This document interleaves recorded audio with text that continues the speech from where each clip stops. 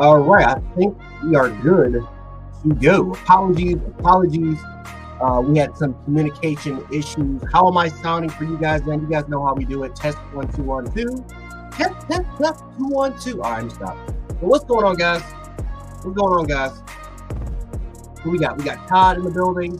Tony Jones. Let me turn this down just a little bit. Just a tad bit. Just a tad bit. All right, there we go. Just a tad bit. There we go. Let's see. We got Todd in the building. Let's see. We got Tony Jones in the building. Steven in the building. LaQuisha Gordon in the building. I see. With the emotes. We're going to see if we can get some more people that's kind of following real quick, guys, before we kind of begin the show.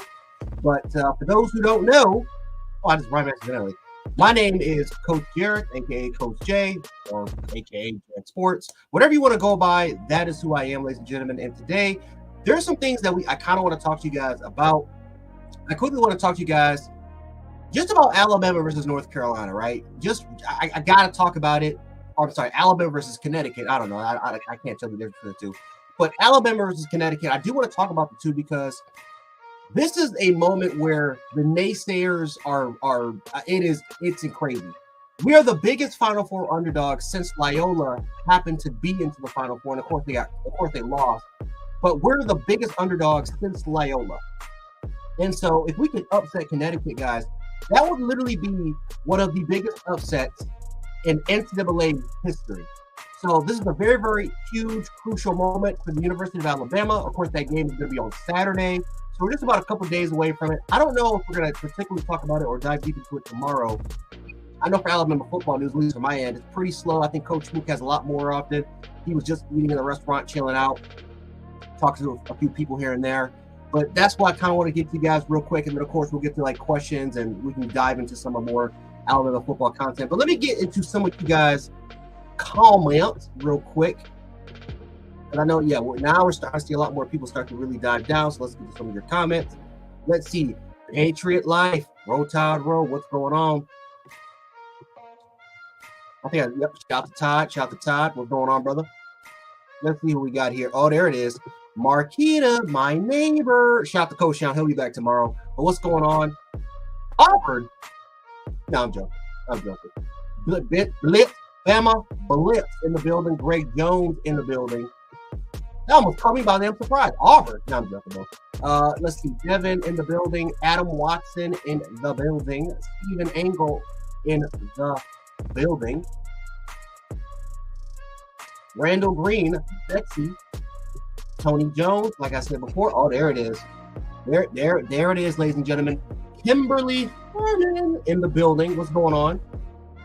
Okay, this show's not complete. The show will not start until Kimberly enters the chat. We got her. Let's see. We got Ballard Sports Media. What's going on? Nicole Covington in the building. Everybody's here. I think we're starting to get everybody in. Well, we're missing a few people, but they'll come up. They'll come up.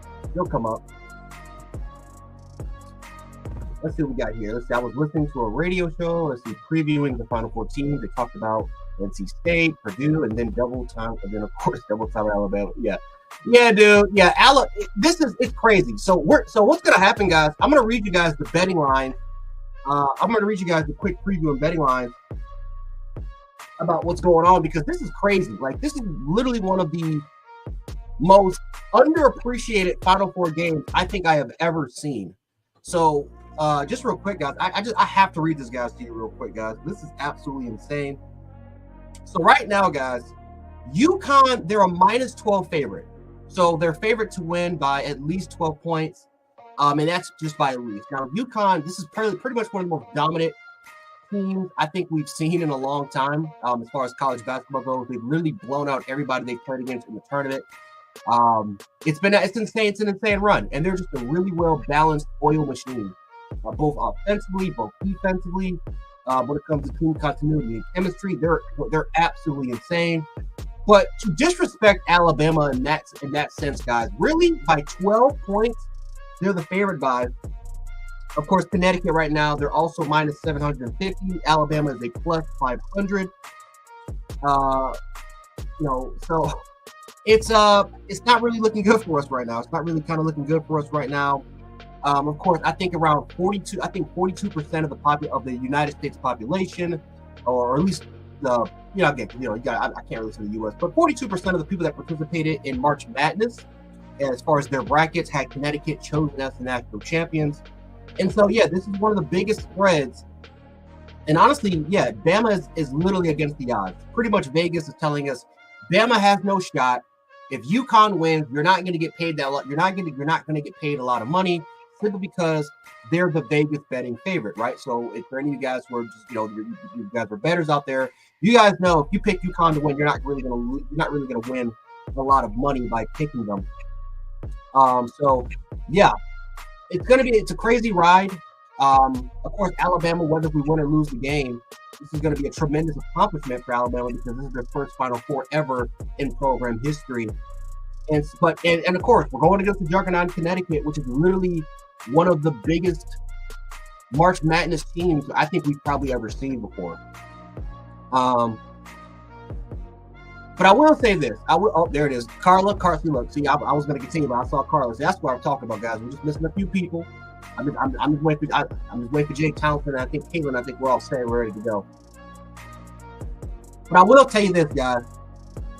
If Alabama wins this game against Connecticut, not only will this be the biggest one of the biggest upsets in Final Four history, this would be one of the biggest upsets in March Madness history. And it's crazy because Alabama, they're not like a 11th or 12th or 13th seed. But when you really take into account the fact that Alabama, again, the odds that they've kind of gone after, right? I had them kind of more as a round 32 team, and then they're pretty much out of it. Defensively, let's be honest, Bama's not a great defensive team. They're a great offensive team. They're very, very efficient from three. They're very, very efficient from the free throw line. They're one of the best offensive rebounding teams in the country, but defensively they're crap. Let's just be honest. But still, it's kind of like this is like the wrong place, wrong time for a lot of people. And if Alabama can win this game, not only will the entire city of Tuscaloosa erupt and Bama Nation will erupt, but yeah, pretty much college basketball will be in chaos. Because we will ruin practically almost everyone's bracket that had UConn at least going to the national championship. And I know for Bama fans, I know a lot of you guys probably don't know this song, or maybe some of you guys do know the song, but there's a song that I was listening, that I was pretty much bumping to for like 2 hours straight. Just thinking about the outcome and just thinking about everything, just the aftermath of what happened, just envisioning what would happen if Alabama wins the game. So I'm going to sing you guys some of the lyrics. Just real quick, guys. I'm just going to see you guys some of the lyrics just real quick. So if Tuscaloosa wins this game, guys, it goes like this. They will just be party all the time, party all the time, party all the time. Bama will be party all the time, party all the time. We will be partying all the time. I'm telling you guys, that is what will happen if Alabama wins that game. Now, I'm telling you, it will be crazy. It will be a freaking bonanza if it will happen. I know for me, guys, Kyle Henderson, Coach Smook, for those who haven't seen last time, it was absolutely nuts. These guys were going from bar to bar to bar, really doing their thing. But I'm telling you guys right now, I think the plan for me is that if we can beat UConn, first of all, I will come up here in the live stream, and I probably will be drunk. I'm just going to give you guys a quick disclaimer, and that's just a quick preview, because I'm telling you guys right now, guys, we will be playing lots of tunes. We will be playing lots of tunes, guys.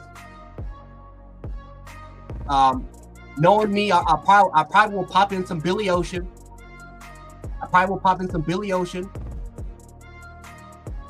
And we're going crazy. We're going crazy.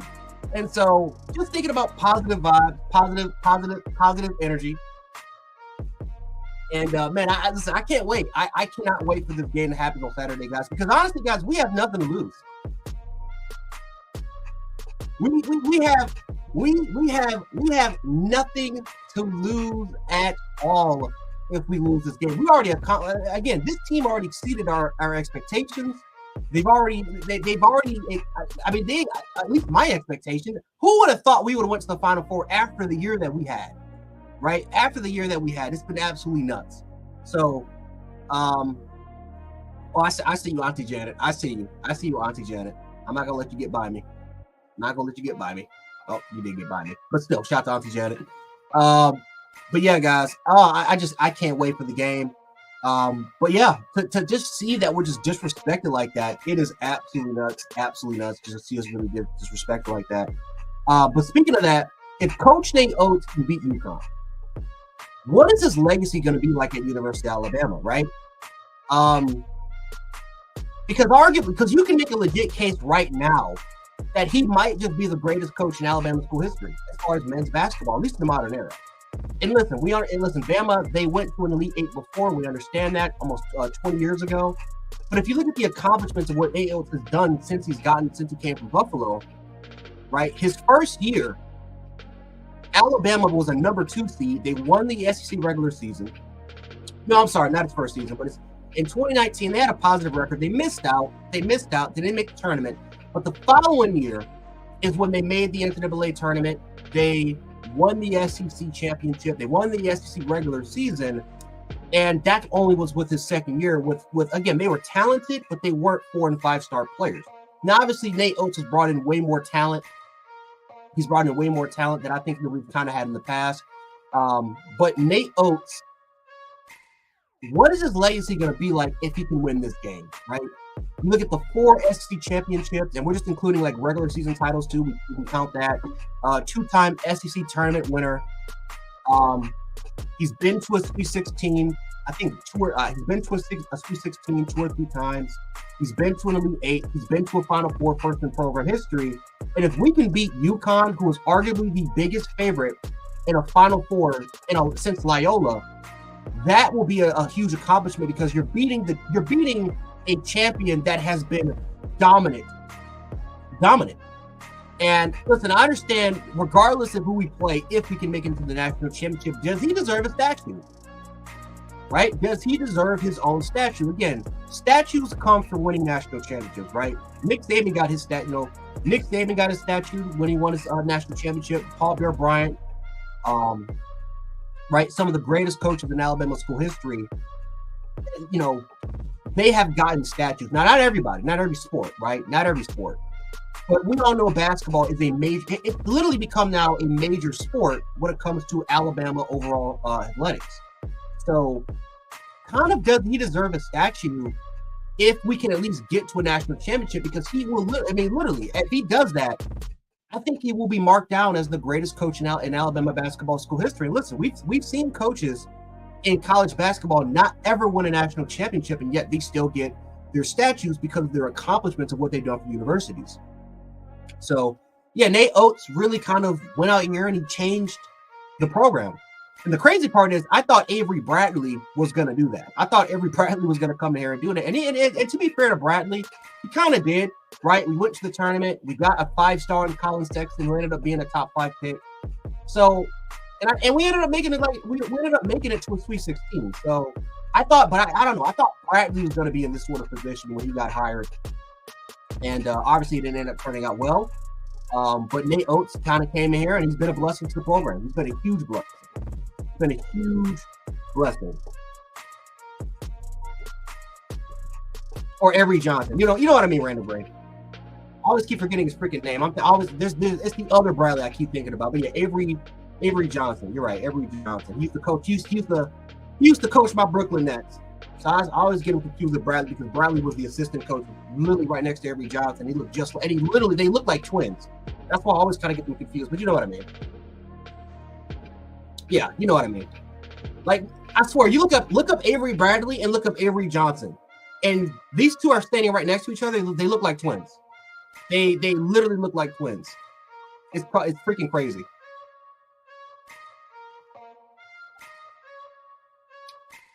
No, I'm good. Listen, I'm good. I'm good, man. I got it. Listen, I had like two cups of coffee, 2 cups of 2 cups of like coffee. I'm hyper. I am a little hyper. I'm singing. And at the same time, I'm also like excited. I'm like very, very excited for like Saturday. I'm very, very excited for Saturday, man. I'm very, very freaking excited for Saturday. Oh boy, man. I can't wait. But yeah, guys, just to like hear the disrespect of what's kind of going on with this program, it's absolutely nuts with the expectations and everything that's kind of going on so far. It's just crazy. Minus 12 favorites, 700 and like minus 750 with plus 500 going to Alabama. Really? Like, come on, like, damn. Like, I knew we were gonna be underdogs, but I didn't think we were gonna be like that. Like, if I decide to bet on UConn, I'm not even gonna get paid. I'm not even gonna get that much money if I bet on UConn. Like, come on, bro. No, like I said, I'm not gonna bet against Alabama. Maybe, I don't know. It depends. Like I said, listen. As much as I love Alabama, I love money more. I love the money, man. I love an opportunity to kind of earn some money. But anyway, yeah, it's just I did not think Alabama was going to be that down to a point where they think UConn is going to win this game by double digits, and that's literally going into blowout territory. It's crazy.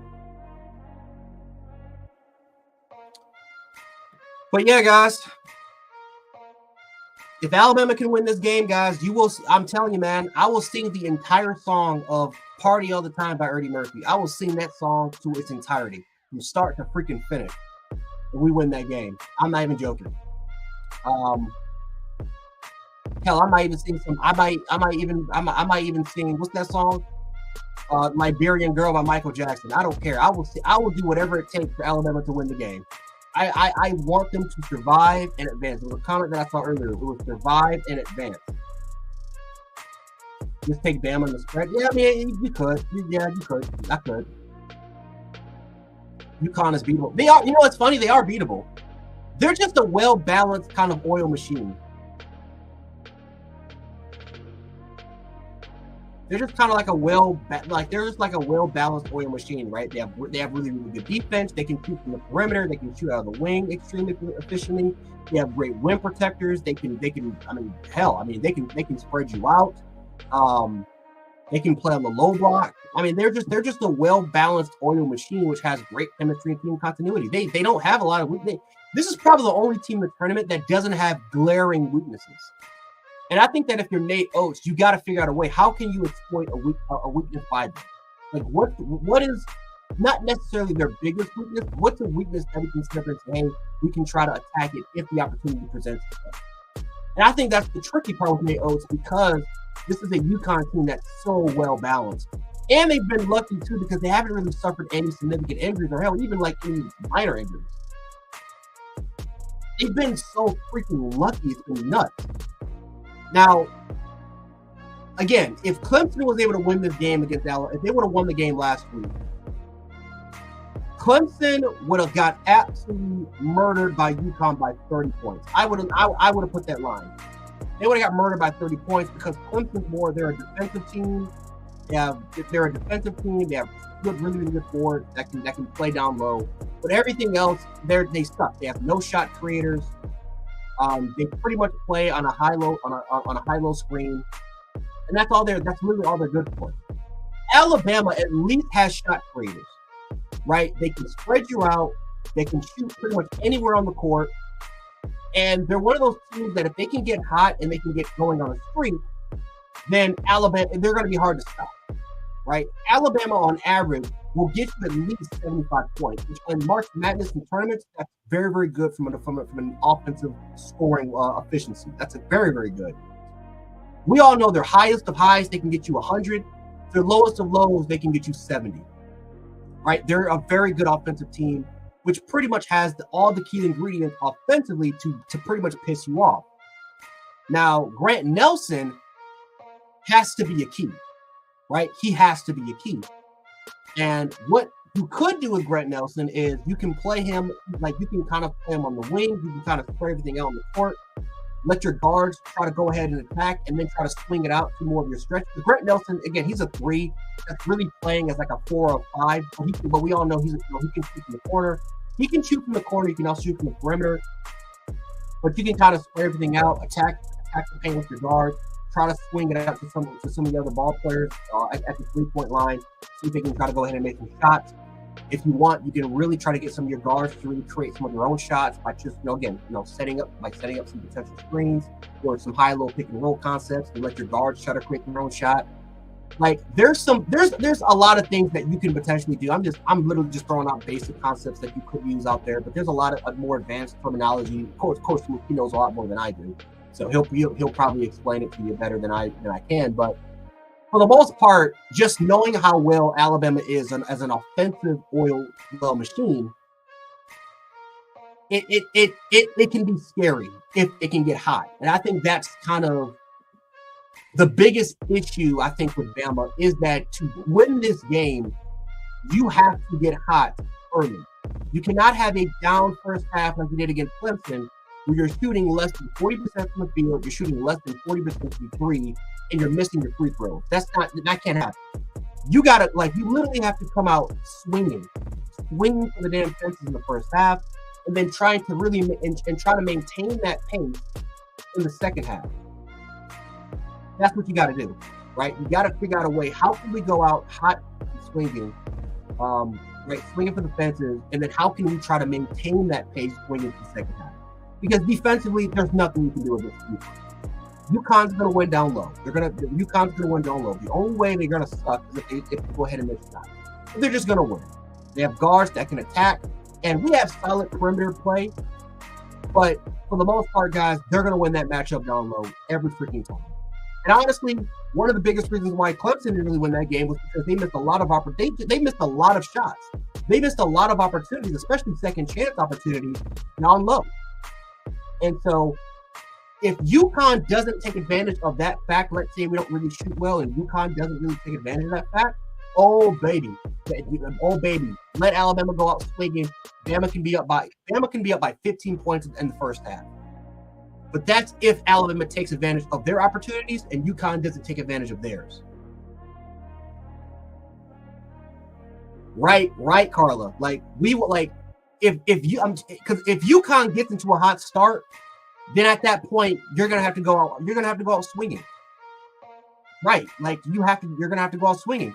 Right, this is a game where if you're Alabama, you cannot be down by 15 points. UConn can be down by 15 points, and that's one of the things that I talked with Coach Smook about a couple days ago, was that UConn's one of these teams that they're so good for playing up and they're so good for playing down that they can literally afford to be playing at 70% and still beat you. Because we've seen UConn suck in the first half and absolutely have a crazy second half, storm back, take the lead and win.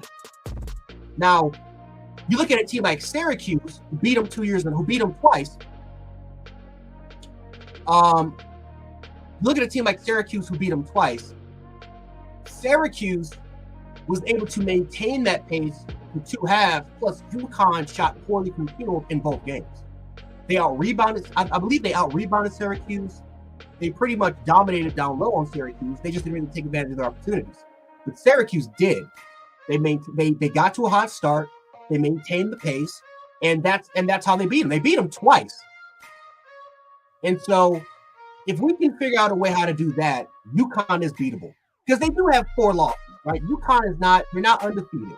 This is not the women's UConn team that went 30. They went 30-0, or Baylor that went 40-0 with Kim Mulkey and Brittany Griner. Like it's not like they went 40-0. Like this is a very beatable UConn team, but it's about taking advantage of opportunities. And if you can do that, then yeah, you can party all the time. If you can go ahead and take advantage of those opportunities. Exactly. Yep. Efron said it best. Tempo. And that's one of the great things that Bama's great at is tempo. They're phenomenal at tempo. Matter of fact, there was actually practice footage of Alabama of what they're trying to do, which is literally going fast, hurry up on the fast break.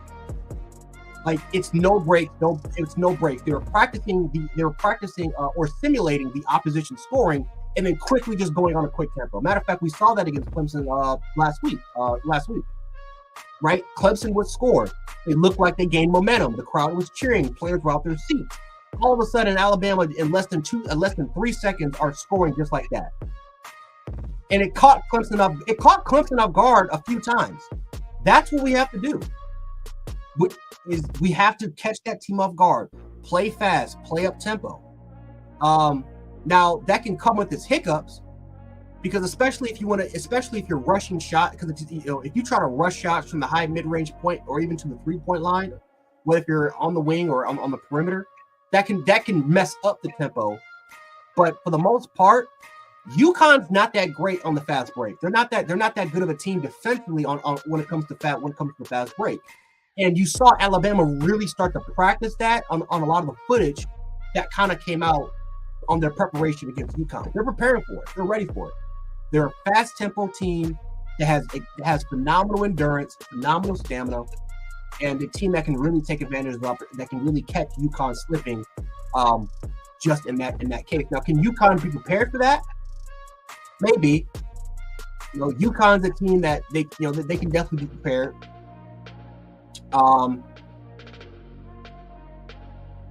But for the most part, it's all about what happens. It's all about what happens in the game, right? It doesn't matter how much UConn tries to prepare for it. It's another matter if you're going against it. Because I don't think their guards are as fast as our guards. I definitely know that their bigs are not as athletic and as big as our. Well, they're bigger than our bigs, but as athletic, as fluid, as quick, as fast as our bigs. And we have small bigs. So having the more quicker, more athletic bigs, the more fluid bigs, that could really be into our advantage on the fast break. Yeah, Adam, that's a good point. That's a great point, Adam. They're very, very big. Like, now again, here's the biggest issue. They have bigs that can create their own shot. So not only do you have bigs that can absolutely destroy you in the rebounding battle, which, by the way, Alabama in this tournament, I don't believe that they've lost one rebounding game. Like they have not been out rebounded. You guys can fact check me. You guys can fact check me on that, but I don't believe that they've lost the rebound battle. I know against Clemson, believe it or not, despite Clemson having the better bigs, we actually out rebounded. And again, I think a big reason why was because Clemson just shot 40 from the field and they shot 40 from 3-point range. But still, for us to take advantage of that in this tournament and to win those battles, rebounding the ball, which that has kind of been a particular weakness, at least for offensive rebounding. We're actually one of the best offensive rebounding teams in this tournament. So for us to really go ahead and take fully advantage of that, I think that's huge. I think that's huge that we've gotten a lot better at offensive rebounding. And I think that's going to be a very, very key thing, especially when it comes to second chance or even third chance points. Hell no. Oh yeah, no, this is a sweet soundtrack. I'm trying to add like more beats into this thing. I'm not gonna lie to you. As much as I like this thing, I'm trying to add like some more stuff like that. But the problem is you have copyright issues and stuff like that. I don't know. We'll figure it out. Like I said, we're still in our experimental stage.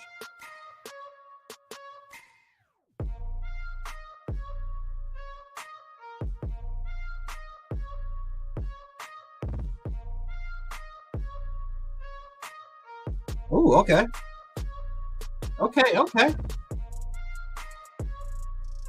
Rebounds. Yeah, Carly, you're right. It's rebounding. We got to win the rebounding battle. We have got to win the rebounding battle. And obviously, oh boy, it's just the biggest concern for me is that we can't let Nick Pringle or some of our other kind of we can't let our 2 and 3 guys be the best rebounders in the team. Grant Nelson's going to have to step up. We're going to have our guys on the bench. They're going to have to step up. But the most important key thing is we got to hit our shots from 3, right? So whether that's Latrell right side, who I know is dealing with like a lingering issue, whether that's a Stevenson, who had a great game against Clemson, Pringle can shoot, Grant Nelson can shoot. We all know Mark Sears, he's a shot creator. So Mark is the guy that he can either drive to the paint, create his own shot, or he can create his own shot from 3, depending if he can try to get like a high pick and low type of scheme, or even if he's on ISO, he can still create his own 3-point shot. But we have the guard and the forward play, including our stretch bigs, that can tear any team in the country up when it comes to the 3-point or even the high mid or even the high mid-range area. And so, honestly, even though Bama has been one of the best rebounding teams in this tournament, I don't want to even challenge Connecticut in a rebounding battle. I don't want to do it. Because as good as we are in rebounding, so is Connecticut. Connecticut's one of the best rebounding teams. They're also one of the best defensive teams. Right? That's also great when it comes to second chance opportunities, right? When it comes to their own. So they're actually more similar to Alabama in this tournament during their run than us. I just think that the difference is that their bigs are a lot more physical and bigger than ours. And I think ours is a lot more quicker, more athletic, and I think are a little bit more threatening to Connecticut because they're stretch bigs. They can pretty much shoot anywhere on the court. But I don't want to challenge that team. I don't even want to test it out. You know what I'm saying? Like, I just want to see if we can try to create our opportunities and just take full advantage of it. And I think the more we do that, the better we're going to be. You know, we got to find ways to create our own opportunities, create our own chances. Right? That's the thing. Is how can we increase the odds of winning instead of decreasing the odds? Right? Rebounding, going toe to toe with UConn in a rebounding battle, that's decreasing our odds of winning. Missing shots and shooting less than 50% from the field, or even I won't even say that because that'll be extremely high. But shooting less than 46% from the field, that's decreasing our odds of winning. Right? The higher the field goal percentage, the higher the 3-point percentage, making our free throws. Right? I want to shoot at least 85% for the free throw line. Anything lower than that is awful. Right? That's one of those areas where UConn, they're not particularly strong in, but they're not weak in that area as well. Right? If we can make 85% of our free throws, one of the best free throw shooting teams in the country, that's a win in our book. And if we can shoot higher than that, excellent. But whatever helps increase our odds of winning, that's something that I really want to take full advantage of, guys.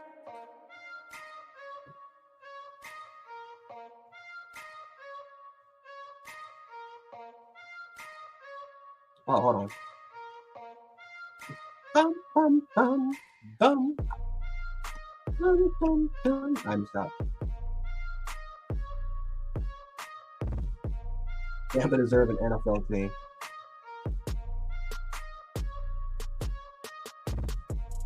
Speaking of that, hold on. Let me ask you guys a question. I'm glad Moonrocker kind of brought that up.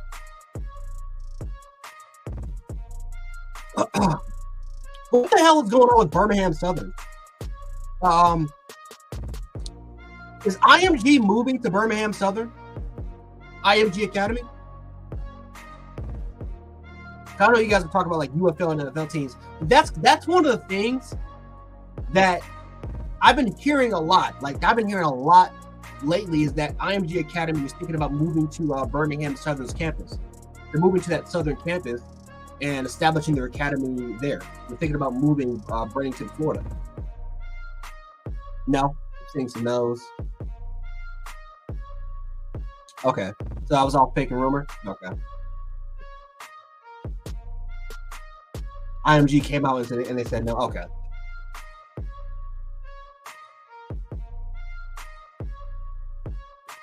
Yeah, they are shutting down. So, but that is I don't know like where that rumor came from. Who the hell came up with that and said IMG was gonna?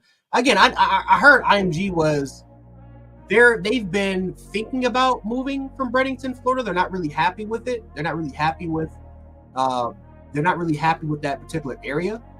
But yeah, the Birmingham Southern thing, that was like interesting because I'm like, wow.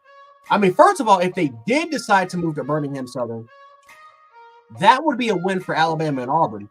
Because now all of a sudden you got all those IMG kids literally close, like very close to you, actually. That's kind of right in your wheelhouse. That would have been huge as far as recruiting. But yeah, you guys are saying it's fake rumor, man. It's fake rumor.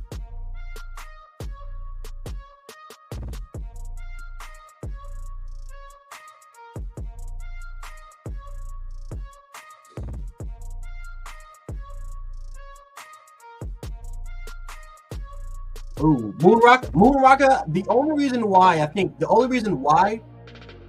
I actually talked to like a couple of Chiefs fans about it. That they heard that for the most part, guys. I don't think they're going to go anywhere. Ownership, they are unhappy with the state. They are unhappy with the state of Missouri.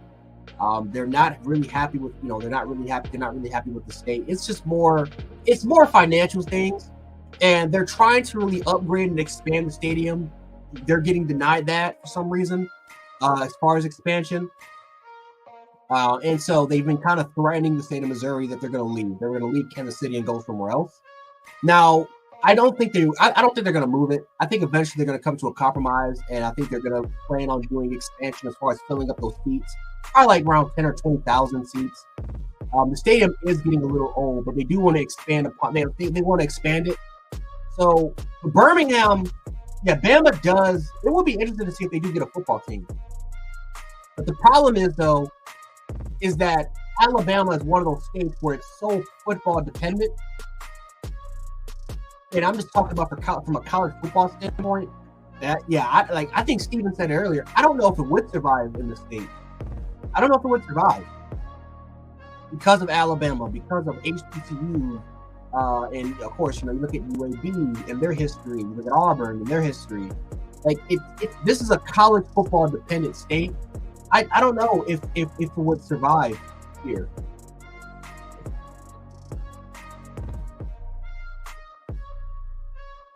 Yeah, they're not, I don't think they're leaving. Kansas City, the Royals could leave. I could see them leaving, but I don't think they're going to go to Alabama. The Chiefs, I think, will stay. The Royals is another team that I could see them leaving, but I don't really see the Chiefs really leaving anytime soon. The Mobile Mavericks.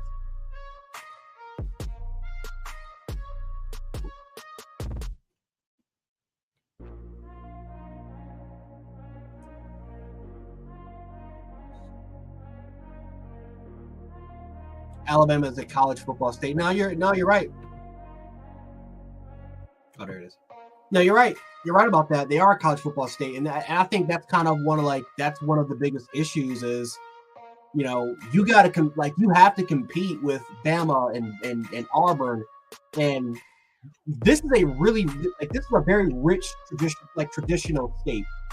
When you're trying to bring in an expansion of an NFL team or an MLB team, now you're one of the biggest hurdles is you're trying to establish a culture, because culture will sell out seats, right? I think take my area for example, right? The Buffalo Bills, they've been threatening to the Bills have been threatening to leave Buffalo for I don't know how long, but because of it's a small market city. It's not a large market, very small. But the reason why you look at Bills games, they sell out every single freaking week, is because of the culture, because of the tradition, the standing which is in the city. Every game it will sell out 79,000, close to 80,000 fans every week. Every week. The Bills will generate billions of dollars per year because Bills fans will buy a crap ton of merchandise. They'll buy a crap ton of tickets. They're one of the best away fan, they're one of the best fan bases as far as they're one of the top 10 best fan bases as far as traveling, and that's all thanks to the culture. That's all thanks to the tradition, and it's also the fact that we just don't have a lot of sports teams here, right? It's the Bills and the Buffalo Sabres. That's it. They brought a lacrosse team here. And lacrosse is they expanded it 20 years ago to lacrosse. No one really cares about lacrosse here. It's Bills and it's Sabres, and it's not even. And to be fair, the Sabres have kind of fell back for the last 15 years. Really been all Bills. So I don't know. That's kind of one of the biggest issues. If you bring an expansion team over, is how are you willing to kind of sell the audience or sell the crowd? How do you sell tickets? How do you build a fan base? That's kind of the most important part, right? How do you kind of sell the team to the fans? And because it's so Auburn rich and Bama rich and UAB and Birmingham, I can say UAB rich and Alabama State and just a whole bunch of others. It's such a major college football dependent school or state. I don't know. I don't know if you're willing to really kind of, it's gonna take a while for you to kind of sell it to the fans, sell it to the citizens here.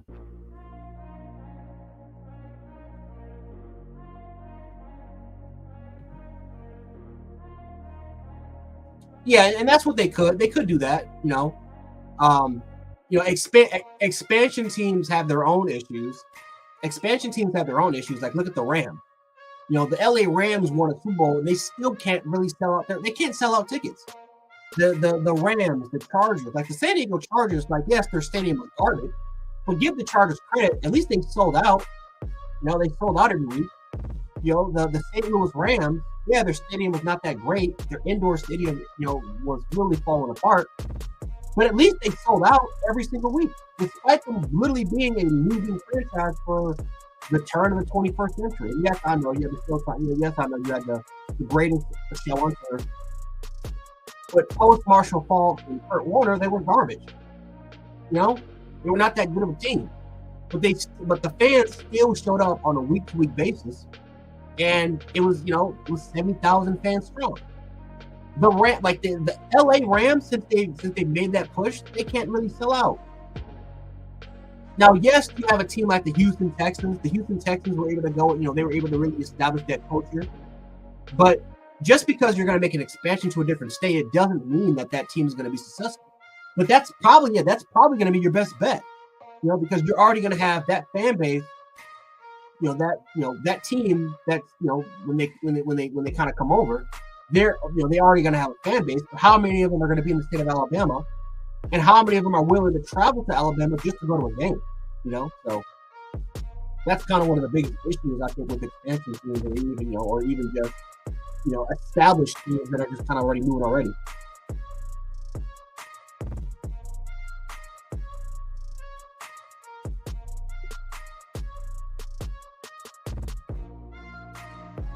Right.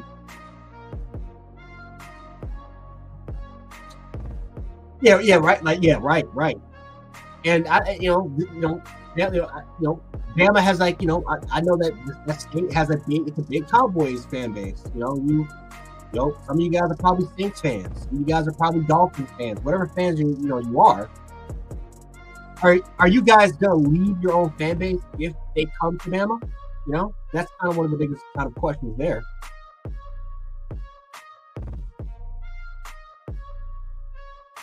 Right. Yeah.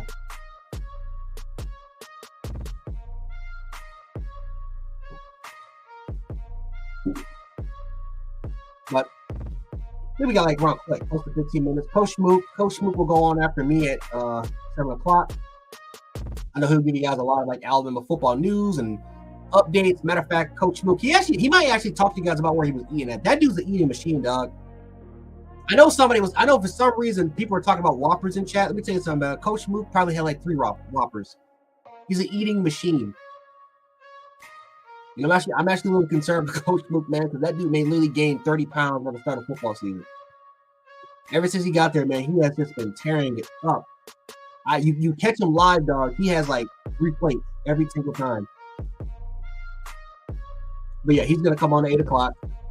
Coach Sean will return tomorrow. Guys. I know a lot of you guys miss Coach Sean, but he'll return tomorrow. I think he's pretty much on his retreat. So he just took a couple of days off from his family, so he'll be back on Friday. And I can't wait for him to kind of get back on. And like I said, we'll get down to it. I'm convinced Smook only eats out. Yeah, you never catch Smook eating at home. You never catch him eating at home, dog. He's always eating out, but I don't know, Smook, he's been pretty much, he's been out. He's been traveling around, man. He's been talking to a lot of Alabama students. Yesterday, him and Kyle, they met Roll Tide Willie, right? Bama Blitz. They met him. They had a great time with him. Very, very, very cool, very, very friendly guy from what I've heard. And they've been about it. They've been about it. So I can understand why that dude's been out, but my God, that 3 plates. Every single time, man. Every single live he goes on, he's always eating out. He always has 3 plates. Right cell officially cleared to play on Saturday. That's all. That's good news. Latrell right side guys, definitely one of the more important crucial guards on this team. We're going to need them. We're going to need every man that we can get. Obvious that he's not going to be at 100%. He'll probably be around 85, maybe close to 90%. But trust me, I'll take any part of Latrell right side that we can have because I'm telling you, we need our full arsenal to beat a team like UConn. They're a very, very, very big team. Very, very big important team. I will definitely, trust me, I'll definitely take that.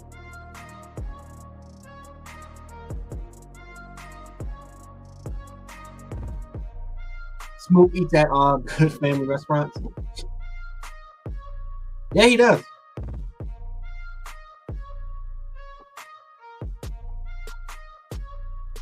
Smook making that bread. He's eating out.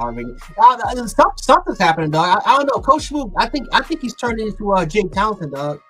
I think he's starting to turn into Jake Townsend, dog. He's all of a sudden, man, he got the Tuscaloosa, right? And all of a sudden, man, he's been spreading. He's been spreading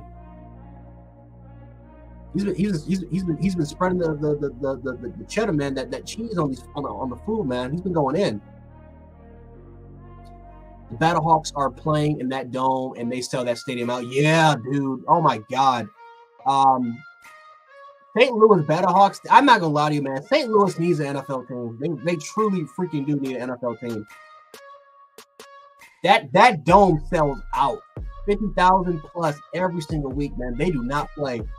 And that's great for the UFL. That's great. It's great for their attendance. But yeah, even during the COVID season when when they had Jordan Ta'amu, I was fully impressed that let's be honest, it's a minor league developmental league was literally selling out every week. That's just a loyal fan base. Smook is on his food tour.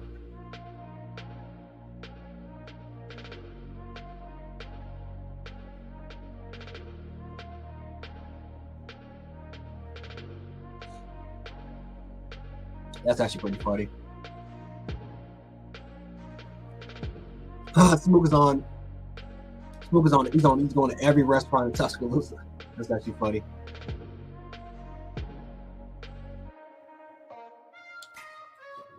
Oh boy, but yeah, man, I can't wait for Saturday. I think the UFL will make it if they put teams in football-hungry cities. Yeah, potentially. Man, it sucked. It sucked that they closed the league down in 2020. It sucked because back then, now it's back then it was called the XFL. But the XFL was literally going to do something that college football. They were literally going to sign high school athletes. They were going to sign high school athletes. For the most part, you had freshmen that were leaving college and they were going straight to pro. Not Kenny Moore, or it might have been Kenny Moore. I think Kenny Moore came from the XFL. Somebody ended up being like a 4th round pick, and they ended up. I think they went to the Battlehawks and they ended up going and getting drafted in the 4th round. But yeah, they were gonna pay high school athletes. They were gonna pay to play professionally, and then they ended up kind of closing the league down, obviously because of COVID. But it sucked because if that league never would have closed, who knows what that league could have been now. But now kind of since The Rock and his wife since they took over the league, they have made it abundantly clear that league is going to be just a development league. It's just going to be there to send people off to the NFL. And they've been successful. Like last year, they sent a lot of dudes to the NFL. And so, AJ McCarron is one of those players that he's been kind of on and off with NFL teams. He loves the UFL. Reuben Foster has he has a big opportunity. Like if he has a great year this year, he has a big opportunity to potentially even be on an NFL roster. So it's one of those places, man, where opportunity is going to come.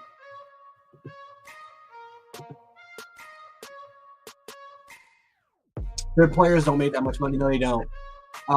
If anything, they were gonna pay high school athletes. So if it was gonna happen, they were gonna pay high school athletes $50,000, right? Because that's what I think Kenny, and it might have been Kenny Moore.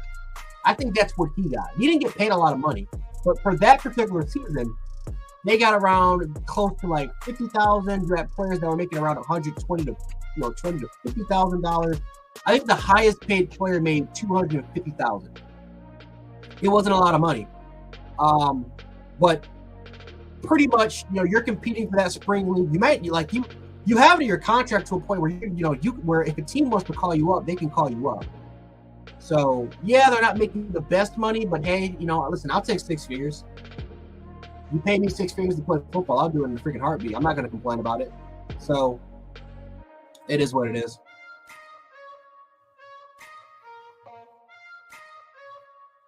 Bro, you whopper.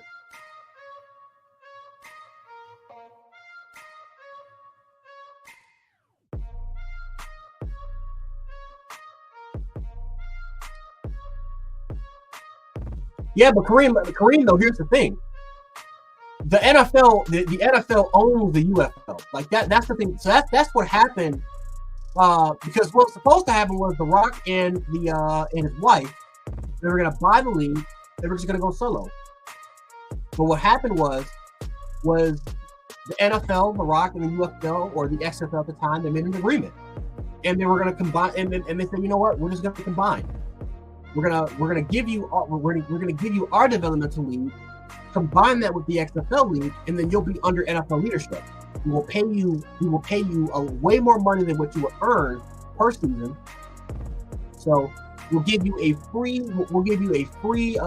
network, because after COVID, Vince McMahon lost the Fox deal, right? He lost the Fox deal. Now he's still got ESPN, but he lost the Fox deal. So the NFL, they're in partnership with Fox. So they were able to give them Fox. So they gave the XFL Fox. They gave them, I think, a couple other national media stations in order for them to kind of broadcast their games off of besides ESPN. And so they're into an agreement. So the NFL, yes, they can slam the UFL if they don't find it successful. But the UFL, they're under NFL leadership. They're kind of under it right now. So that's kind of one of the things that's interesting. But yeah, it's literally a developmental league now. And it sucks for fans that kind of want to, they want to see their players get better. They want to see their team and their expansion overall get better. But for the most part, even though they haven't really come out and said it, publicly said that, hey, this is a developmental league, it basically is a developmental league.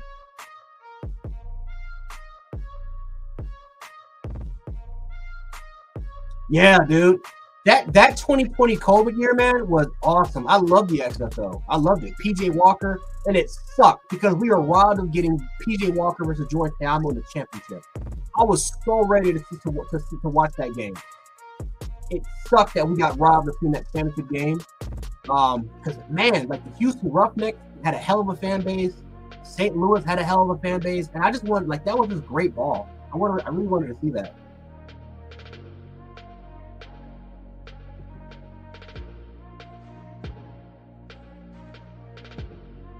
Okay.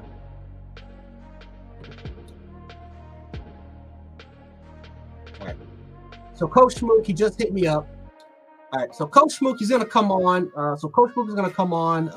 He's gonna come on a little bit later on the show. But yeah, guys, we got some recruits. Coach Smook, he's got some recruits that's gonna be on the show. So definitely kind of go ahead and stay tuned for that, man. Definitely go ahead and kind of stay tuned for it. It's gonna be an exciting show. It's gonna be an exciting moment. I know for me, dog, I gotta my rib in the oven so I can watch. But yeah, definitely kind of go ahead and catch Coach Smook. Coach Smook, man, he is, he's gonna bring it real. But I think he's just in communication right now just to make sure that whoever's gonna come on the show. So definitely kind of catch on for that. Never been YouTube Gimpy. Watching OG XFL was like watching. Yeah, I heard about it. I definitely kind of heard about that. I was too young for that, but I definitely heard that was like a mess. Man. That was like longest yard with Adam Sandler and the Great Khali and Michael Irving and Terry Crews and all that crap.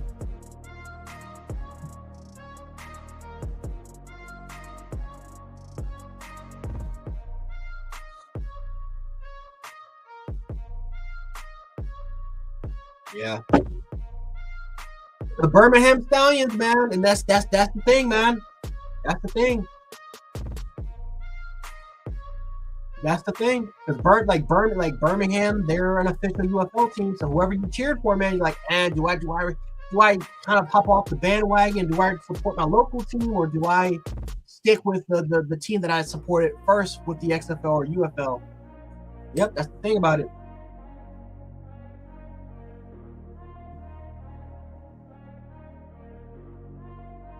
Some of the team uniforms remind me of the Avengers.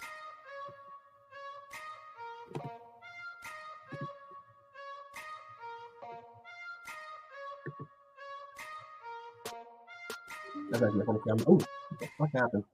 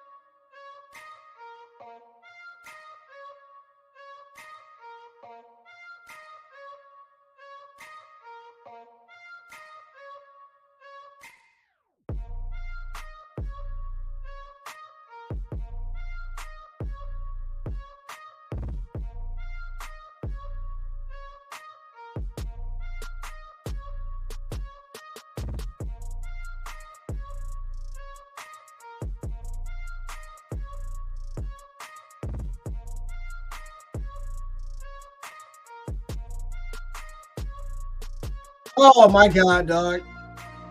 Oh boy, I hate that so much.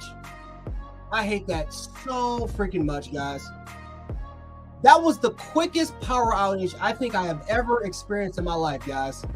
Holy crap. My bad, guys. Holy crap. Yo, Jesus. Dude, I thought I was in the ring. God, man, I legit thought it was a horror movie, man. I was about to pull, man. Where's my stuff at? Hold on. When I tell you, dog, as soon as that thing went up, man, I was about to get my pencil. Somebody was gonna get hurt. Somebody was about to get hurt, guys. I legit thought it was. I thought it was like The Mist or something. Jesus.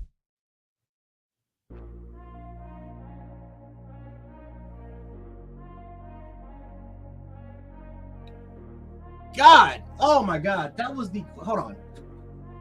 legit the quickest power outage I think I've ever experienced in my life. Everything just went black. Everything went black. Started flickering on and on and off. I'm like, dude, what the hell is going on? I legit thought I was done. All right, well, we're back. Do I sound good? Is everything good?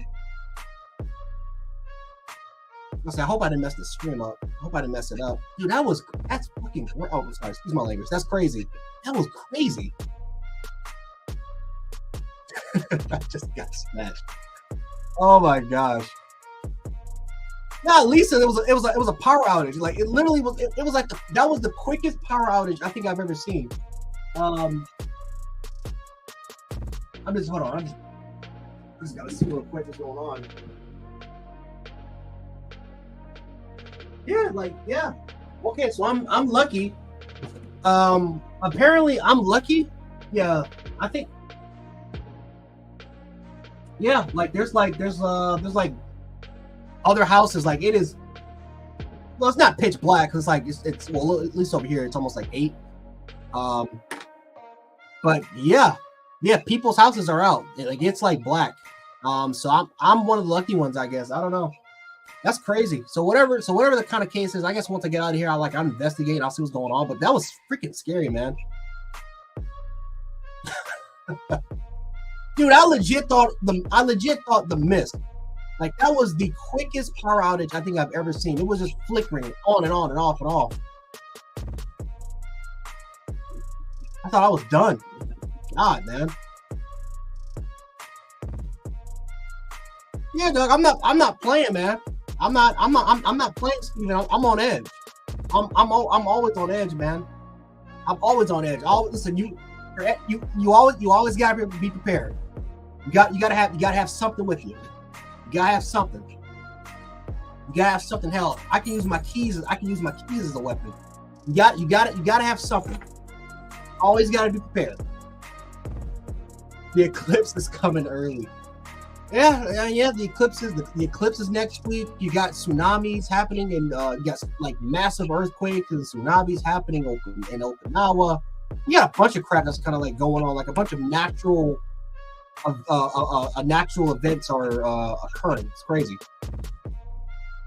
Halloween kind of came early. Oh crap.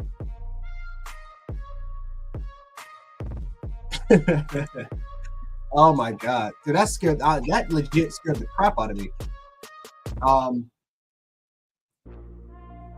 Yeah, it's still blackout, like still pitch. Yeah, it's still pitch right outside. Yeah.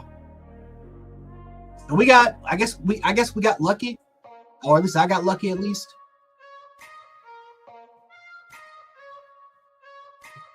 I keep that. Oh my gosh.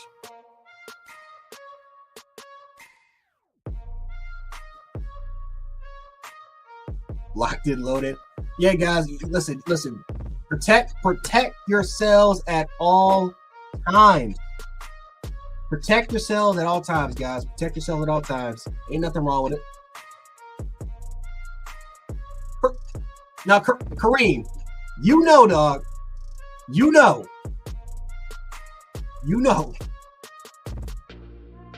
I'm not gonna get extremely into it, but you know. I'm just gonna say that you know. We watch movies. We've seen the TV shows, and everybody's panicking and tripping over rocks, and they're tripping over sticks, and they're always falling down, and then they act shocked, like, oh my god, how did this dude catch me? Listen, we smart. You know what we do. We always prepare for situations. We're always prepared. Listen, it don't gotta be a pencil. It don't gotta be a pencil, Steven. Listen, we got stuff. We got stuff around here. But whatever the case is, man, I am alert all the time. I am alert. The slightest bit of wind, man. I'm always prepared. I'm always ready.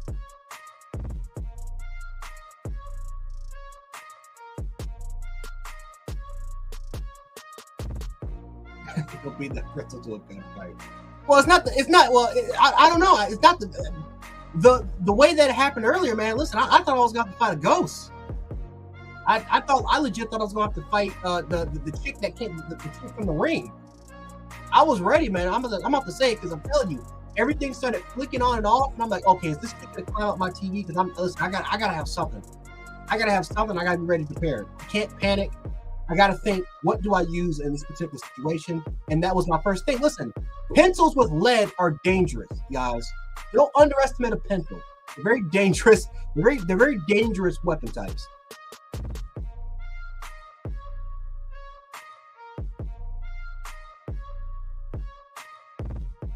Treat life like a boxing match. Protect yourself at all times. Yeah, I do box. So I do box. I do know how to box. Even though I have a crappy like amateur record, I do know how to box. So if I had to use my hands, then I can use hands. It is what it is.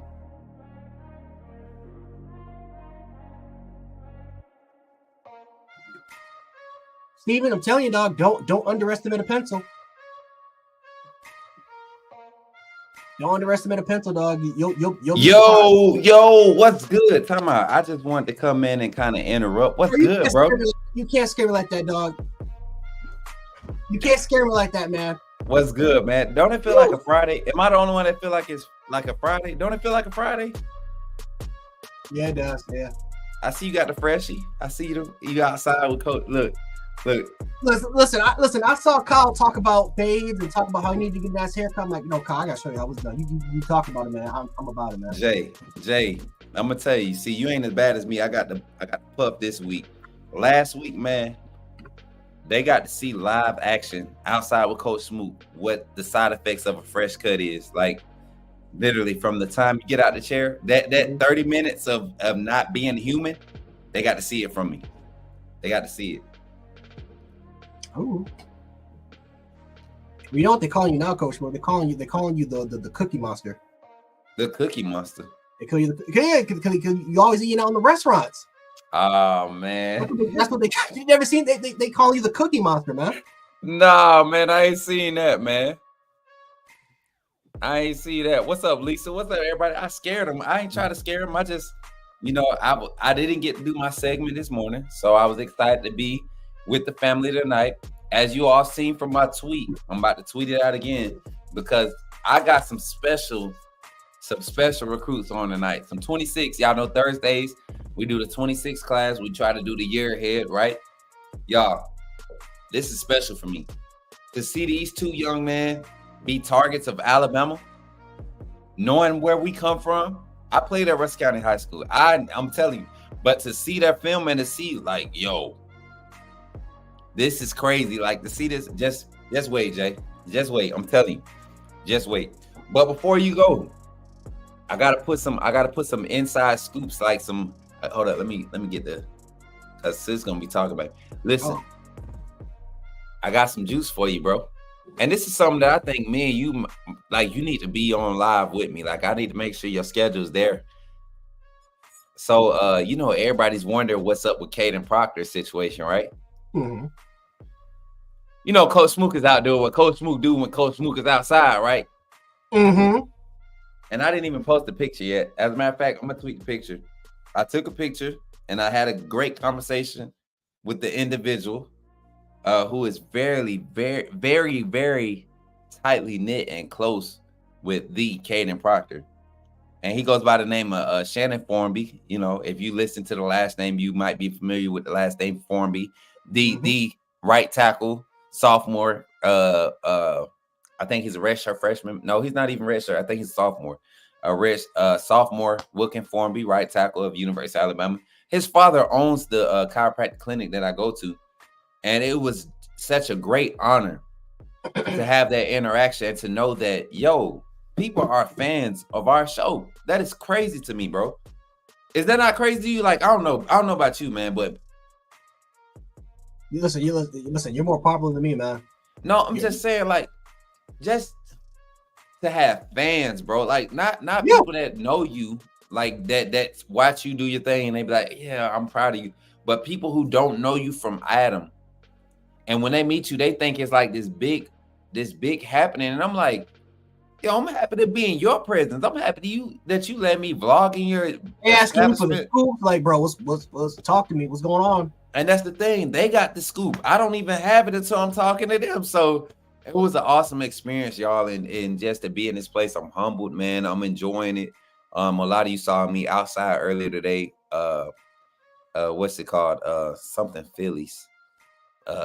Dang, I forget the name of the spot, but they got some good wings, bro. I got the wing spot. Is right there on the strip. Man, I'm telling you, Jay, when you come down, it's up. It's up, bro. Yeah, you talking about some buffalo wings, man. I know you tweeted something about some buffalo wings. That got my attention. I gotta see, because there's a couple spots I heard I got some like really, really good wings. They're like phenomenal wing spots. Yes. I heard about it. This spot is him. If we had to give a spot to him, this spot, Brad's Phillies or something like that. What's the name of it? Undefeated. Y'all was in there with me. Buffalo Phils. That's what. Buffalo Phils. Buffalo Phils. Yes. Look, Steven Angle. Steven, leave me alone now. Leave me alone, Steven. You and Antoine gonna leave me. Dwight, you and Dwight gonna leave me alone about eating all the time. Because when y'all get here, they're gonna be just as happy that they rocking with me because we gonna eat good. That's why they call you the Cookie Monster. Kevin says Smook eat good wings and mac and cheese. Look, French fries, mac and cheese, chicken wings. I'm gonna always find it. I don't care where I'm at. That's what we need, dog. Instead of the oil on my back, we gotta find a way to we gotta get some food, man. Because I can just imagine you, dog. I can just imagine you, man, trying to getting that quick advertisement. You just in chilling. Bro, I eat, bro. Like I don't care where I'm at, bro. I'm going to eat. So y'all remember the recruit we just had on campus, Shamari Earls? The Thomas Dale cornerback out of Virginia. I don't know if y'all remember. So this is the kid that my school that I was getting ready to coach for at Prince George County High School. We were going to play against this kid. And when I say the film from the year before, when we watched Thomas Dale film against Prince George County, I think he had 4 picks against Prince George County. And we did not, Prince George, before I was on that staff, they didn't run a pass heavy style offense.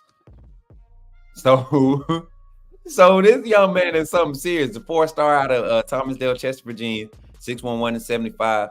We will actually have him on the segment Tuesday. So the recruits are coming. Like you all said, you guys keep promoting, keep sharing, keep telling people how good the vibe is over here. And it's going to keep happening. But tonight we got some special, like, I might be a little out of character today because this is hometown, y'all. Russell County High School has been overlooked for so many years when it came to recruiting. A lot of kids, Alabama has missed out on a lot of talent at the university. I mean, at Russell County High School. And it's just because the program just hasn't had the assets. But now alumni is pouring into it. People like myself who have connections, we're using our platforms to provide that exposure. And these young men are talented. I can't wait for y'all to be exposed to them. And just like anybody else undefeated, I want y'all to be unfiltered. I want y'all to be straight up in our evaluations and our takes on them. But we have 2 young men coming on tonight that are going to be like, I promise you, they're gonna be like, wow, if we could sneak these guys, because they're not nationally ranked, none of that. They're all under the radar, all because the school. If they was at Central, then they would probably be 3 stars and 4 stars. But literally, they are 20 minutes up the road playing against Central, as rivals, and they don't get the same love. That's why I say there's flaws in the recruiting databases and all that, man. There's so much talent everywhere. Yep. They don't they view small high schools, man, that's just kind of it's small. We just think that's gonna be a waste of time. We look at the history, you don't really put out a lot of kids. We're gonna look at some of the other bigger programs with a much richer tradition and much better connections. It's just but you gotta flip it around, man. Thompson wasn't always like that, and they became a juggernaut. Kool-Aid at Pinson Valley. Nobody was messing with Pinson. Nobody was messing. Nobody was even when they used to be the school you beat up on. They was like Clay Chalkville. They was like Beauregard, and it's just about getting your alumni involved. And Russell County is going through that phase right now. I'm trying to make sure Bryson is set up. So first we're gonna have Bryson Riggins up. He's the quarterback over at Russell County. I don't know if you've been able to see like the tweets that myself and Brody Smook. Shout out to my bro Brody Smook. We got some content planned for this summer. We actually might be sliding up the PA. So when we slide the PA, you might have to go ahead and drive over, Jay.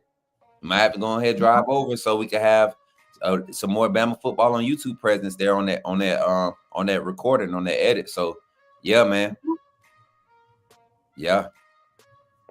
Hey, Lisa, what you know about Chester? I was just up there that way. Nah, don't act like, don't tell me you've been up there and we didn't get to meet, because I met the other family that was up in VA. You get what I'm saying? I met the other Bama family that was up in VA. Don't tell me I missed out on meeting you, Lisa. Hey, Corey Moore said he grew up in Columbus. Russ County been on for a minute.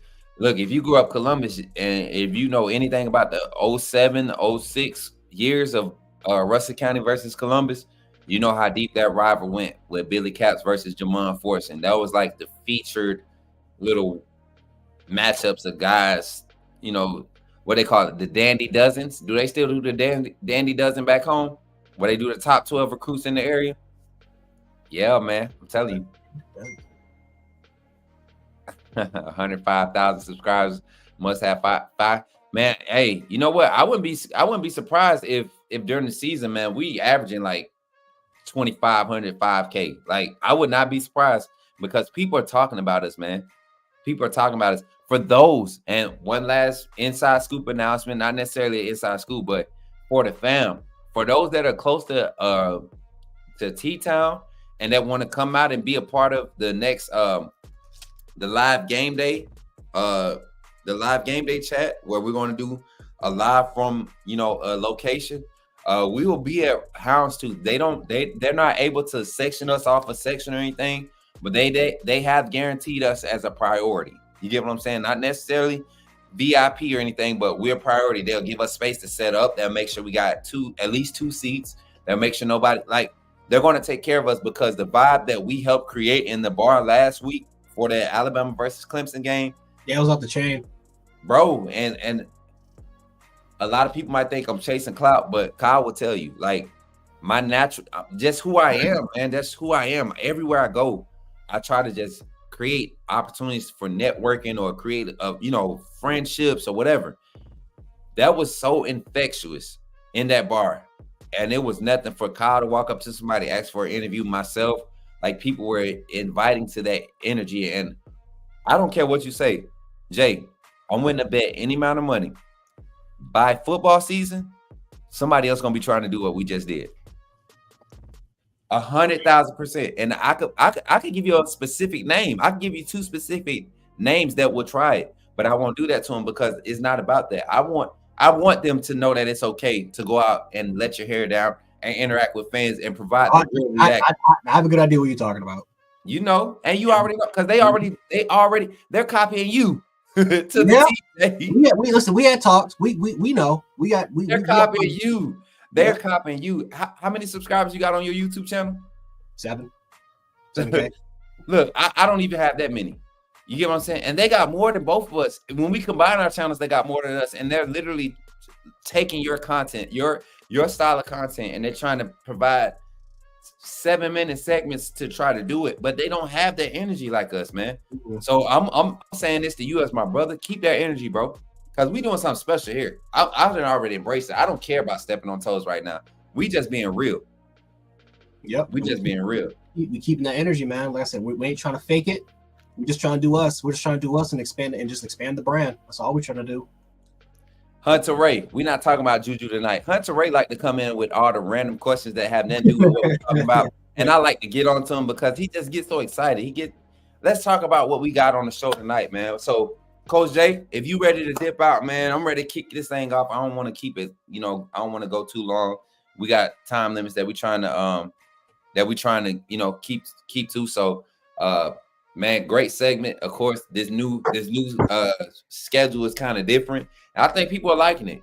I think people are liking it. And right now, we're giving people an opportunity to see all these other shows. I ain't gonna say nothing about it, but all these other shows, they're not us. They're not us. So we giving y'all the opportunity, and it is what it is, man. We love y'all. We appreciate y'all for showing us love. But yeah, we're gonna keep doing what we're doing. We're gonna keep growing. I love it. Yes, sir. Are we doing the round table tomorrow? I know Coach Sean will be back tomorrow. It's Friday. Gotta get up. It's Friday. I gotta get my Rebecca Black in, dog. I'm down. I'm down. Yeah, look, it ain't nothing but a word because we got post-practice coverage tomorrow. So I believe that would be the perfect time to do it, And I think Jake Merrill back too. Yes, sir. Oh, Steven, Jan Sports. That's my YouTube channel. Yeah. Where is that? I seen the question. There you go. Yep. So yeah, Jant Sports. You just type in that. You'll search me up, and you'll literally just see me just ranting, going off, talking some Bama ball, other sports, stuff like that. But yeah. I'm actually gonna make some stuff actually now because it's been a while. So I'm about to make some stuff in a minute, and then I'm about to. Yeah, you've been slacking. Yeah. I'm gonna tell you straight up, as because we content creators, so you've been slacking. You need to tighten up because it's too much out here that's being replicated, and they need to know who the OG is of it. Yep, I got cussed out the other day, so I said, you know what? Yeah, you're right. I got to get back on. You're right, bro. You need them people in your corner, though. You need people that's gonna tell you, like, bro, you got something, and you need to keep pushing. Don't settle. You had your peak time, and it life hit, but it's time to get back to it, bro. Time to get back to it. It's your time. It's your time. Yes, sir. But Coach Smook, I'm gonna leave you right at it. I know we got some people in the back that's gonna be waiting, man. So last time I would, you'll know what I do. I'll catch on. I'll be eating. I'll be doing my own thing. But Coach Smook, I cannot wait for tomorrow. Roundtable guys, definitely catch it. Of course, we got the championship. Coach Smook and Kyle, they'll be at the exact same location on Saturday. Post game, hopefully we'll win because I know we'll go. Oh my God! Well, I ain't gonna talk about it because I already know what's going to happen. Let's not. You know what? Stick around your phone because after I get done with these recruits, I think me and you can give a final take about an initial take for the game Saturday. I got you. Stick by your phone. All right, guys. Roll Tide. Let's get to it, baby.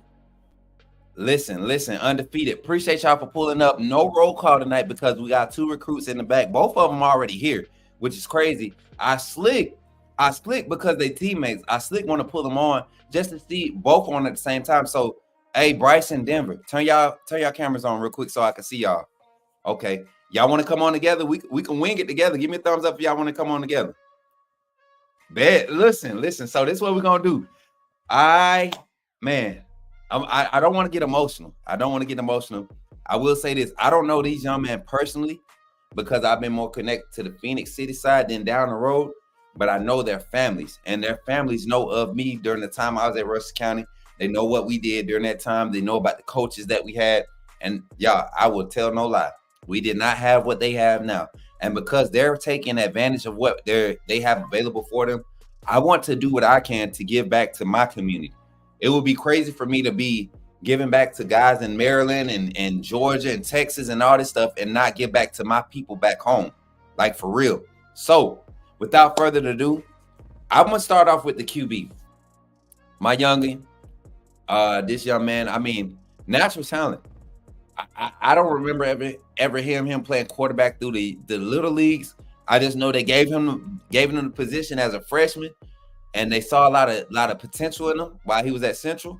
Central wasn't trying to use it. Now he at Russell County, and literally this group of wide receivers and his quarterback combo, Bryson Riggins, is almost unmatched. It's almost unmatched. So I'm gonna tell y'all, the QB out of Russell County, 5'10", 165, 170 pounds, out of Seal, Alabama, class of 2026. Rivals in 24/7 Sports, I don't think they have no real ratings for him, but I looked at him as a 3-star going into his his junior year. 3-star quarterback, Bryson Riggins. Y'all welcome him to the stage. Hold on, let me pause this. Let me bring him on. Bryson Riggins, y'all. Y'all give it up for my boy Bryson Riggins. Go ahead. You can throw us some of that stuff. I know you be look, he be chilling. He be cool. Look, how you feeling tonight, man? Can you hear me? I can't hear you. Let me see. It's all good. Get it squared away. We ain't in no rush, man. Tonight is about y'all, fellas. It's about y'all. There you go. I can hear you now. Can you hear me now? Yes, sir. How you feeling, man? I'm feeling good, Coach. Listen, that's good, man. I'm so happy to have you on, man. I was talking to your father. You heard the energy in my voice, man. This is special. This is special for me with having some hometown, like some legit hometown talent. No sunshine pumping here from Coach Smook. I don't do that. We talk real, we speak real, and you gonna be something real, bro. I'm telling you right now. Appreciate it. How's it feel, man? You know, knowing that you on that radar now for Bama. How does that feel? I don't know. It feels real good though. Like I've been putting in a lot of work in the off season, in the classroom and on the field, stuff like that. And feel great. Man, listen, y'all got better jerseys than I had when I was there. The field look better. Y'all not playing on clay and crack rocks and all that stuff. Like y'all got it good right now at the counter, man. So I'm glad y'all able to benefit from it. Before we get all the way dive into this segment with you, I'm gonna bring on your teammate, man. Probably would you be bold enough to say in front of the 140 plus views that we got? Would you be bold enough to say this your number one guy, or would you just say this one of your guys? It's one of my guys. Okay, look, because I'm about to say you got a lot of talent out there, man. We got my guy Denver Harper pulling up, the wide receiver 2026. Listen, Mr. Speedster. They looked at your film last week, Denver. So you're gonna have to come with it tonight. How you feeling tonight, man? I'm feeling good, bro. That's what's up, man. Look, I'm gonna put myself in the middle because this is just this is Russell County aura right here. You know what I'm saying? Like, I'm an OG to these youngins. You know what I'm saying? It feel good to see y'all boys on the map, man. Denver, how does it feel, man, knowing that Alabama is looking at you? Like, how does that feel? It feel good, Cole. It feel good seeing all the hard work pay off. Yeah, man. And I know both of you guys work with somebody that I'm very familiar with, Coach Carlton Spivey. Shouts out to him. You know, very well rooted and grounded in the area. Somebody that's developing talent. I mean, he can see talent from afar. Coach Spivey, I mean, you put your 6-year-old out on the field, he gonna tell you what your 6-year-old gonna be playing by his sophomore or junior year, and that's just the type of eye he has. So shouts out to him, man, for getting these guys in the right position. You know, I heard about the influence he had. As a matter of fact, let's talk about that. Coach Spivey being an influence in your life. Bryson, when did you come into contact with Coach Spivey, and how has he been an influence in your life when it comes to your recruiting or your career as football in general?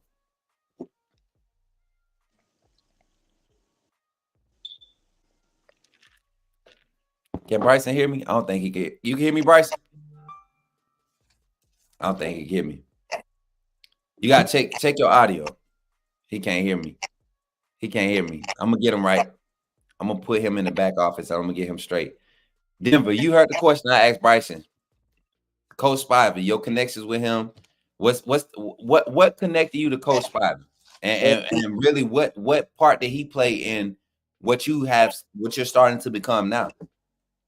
It was like 2 or 3 years ago. We was on the football field at Russell County, and he seen us practicing. And he told me I look fast. I need to come to his workouts and all that. But I was shy. But I went to his workouts, and he told me all I needed was some confidence. And he gave me the confidence, and now I'm here. Look, man. And I know one of your teammates, TK Norman. Yes, you know, sir. TK played quarterback first, and then Spivey was the one that told him, hey, switch on over to wide receiver. I mean, both of y'all, I see how raw you are in your routes and your technique and everything. I can't wait to see you continue to develop, man. I'm telling you.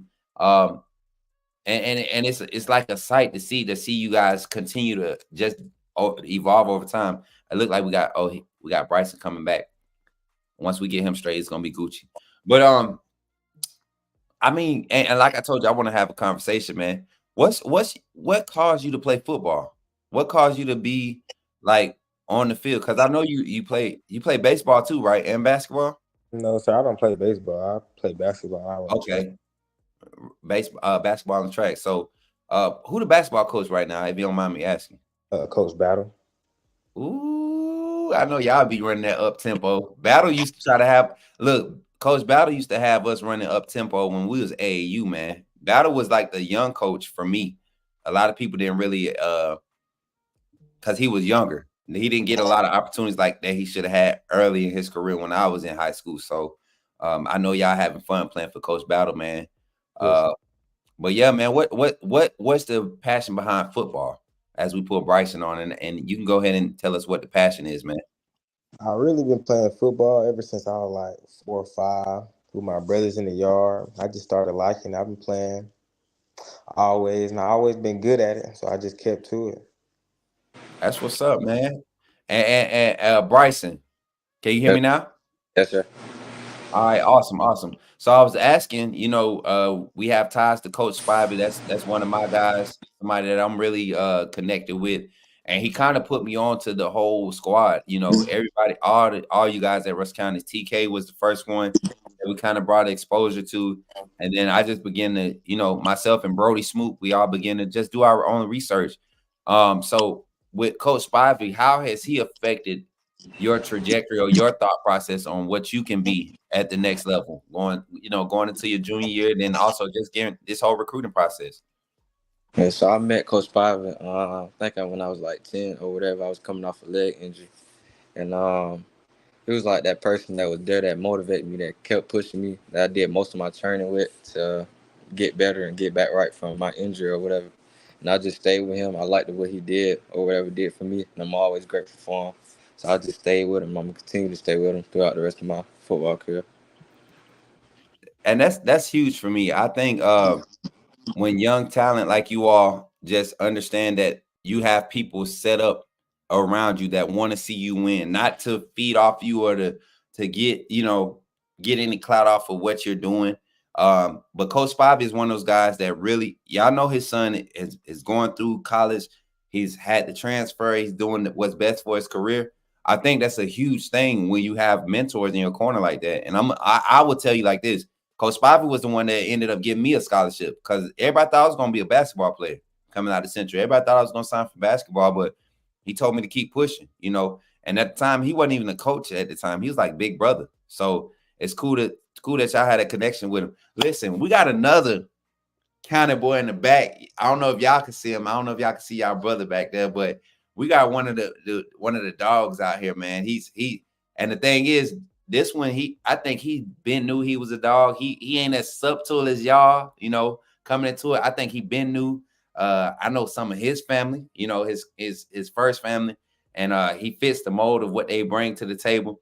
And we're gonna bring him to the table too, man. We got my guy Jamari Burnett jumping in on the stream. Jamari, how you feeling, man? Good. Feeling good. That's what I'm talking about, man. Look, let me take this banner off, y'all. I just want y'all to see this. This is something that I'm probably gonna have to just take it all in because I'm so excited. I wish the city, I wish we had planned this because that's why I just like to do the spontaneous stuff. But I wish the city could see what's happening right now in Bama football on YouTube. This is literally Phoenix City down the road, Fort Mitchell, Hatchetubby, Seal, Hurtsboro, all of it. This is us. Everything that we've ever wanted on this platform right now on each level. And I'm glad to be a part of it, man, to be able to, this platform that I've been provided, man, it's not for me. It's to do this, what you all are doing. So Jamari, man, glad to have you on, man. And I'm gonna throw the same question at you because you a Spivey saint too, right? You a Spivey disciple, right? Listen, so what was your original sport? Was it always football for you too? It's always been football. I grew up same way Denver did. I grew up playing in the yard with my brother and his friends. I always been playing with older people, so it came natural. I'm gonna need some height and weight measurements. I'm gonna start with Bryson because none of this stuff that I've been seeing on the internet, and I see you trying to pull your sleeve up. You ain't got to flex on us, man. We know you just came from the weight room. Listen, I'm gonna start with Bryson. Give me the stats. Height, weight. You ain't gotta do bench press, squat, none of that. And your best attribute. Let's do height, weight, and best attribute. Bryson, with you being a quarterback, height, weight. Give me your best attribute as a quarterback.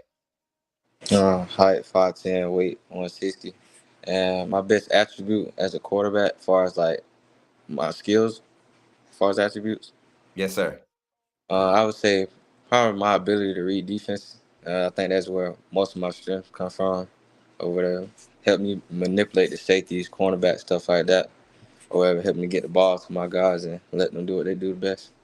It's funny that you say that because I literally highlighted. Me and Brody were watching a film. I said, look at his patience in dissecting the progression, dissecting the coverage, and trusting the pass protection. Y'all are not one of the programs that's privy to 6 or 7 guys of 285 plus. So it takes a lot of confidence in your skill set to do what you do. So I'm gonna rock with that. Let's go to Denver. Denver, height, weight, best skill set as a receiver. I'm 5'10", 160, and I say my best skill set is I break a lot of tackles. Break a lot of tackles or just don't get tackled? I just don't get tackled. I'm like, look, I was about to say because we don't be seeing too many, and we got to see a little bit of your film the other day. We don't see too many people in the frame. You talking about breaking tackles? I'm gonna have to check that film. You gonna have to give me that link so I can see that one. I want to see some broken tackles because we don't see many people in frame to tackle you. Jamari, big boy, give us your stats, your best skill set as a wide receiver. Or look, miscellaneous, because you played some tight end too, right? Hold on, you got to take it off mute. Let me unmute you. I got you. There you go. Go ahead. I played 6 foot, 175. My best attribute is I can make catches in coverage, like while in coverage, and I can block. I see you're a physical specimen, man. I said, This right here, look, you kind of remind me of like a young Vernon Davis. I don't know if you ever seen Vernon Davis. If you haven't, go look up some highlights of Vernon Davis, and you'll see the similarities. Like you really mirror that type of style of play. So without further ado, man, and we are here. So I'm gonna try to set up. Let me see if I can set up a scene where we got everybody on here. We're gonna look at everybody's film. Y'all teammates, y'all know what's coming up, man. Y'all was in the games when it was happening. Oh yeah, we good. We got a look. This is gonna be a fire setup. Let me get the So we're gonna look at the QB first because that's where it starts, right? We know it all starts with the QB.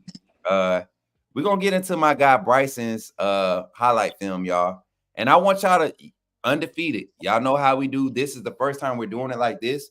So I want y'all to really engage, man, and tell me what y'all think about this quote unquote 3-star quarterback who's going into his junior year.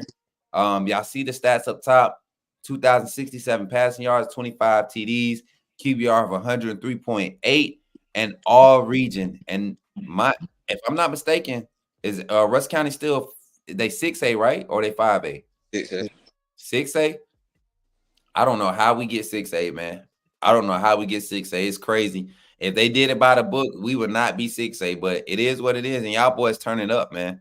Y'all boys turning up. Y'all showing up to that competition. So who's in y'all region right now? If y'all, Then we got Pike Road, Wetumpka. They just added a new team. Then we still got Park Crossing. is you following y'all region anymore? Nah, they're not in that region. Ooh. We played them this year, but they're not in our region. Boy, I couldn't stand playing you follow, especially when we had to go down there. Lord have mercy.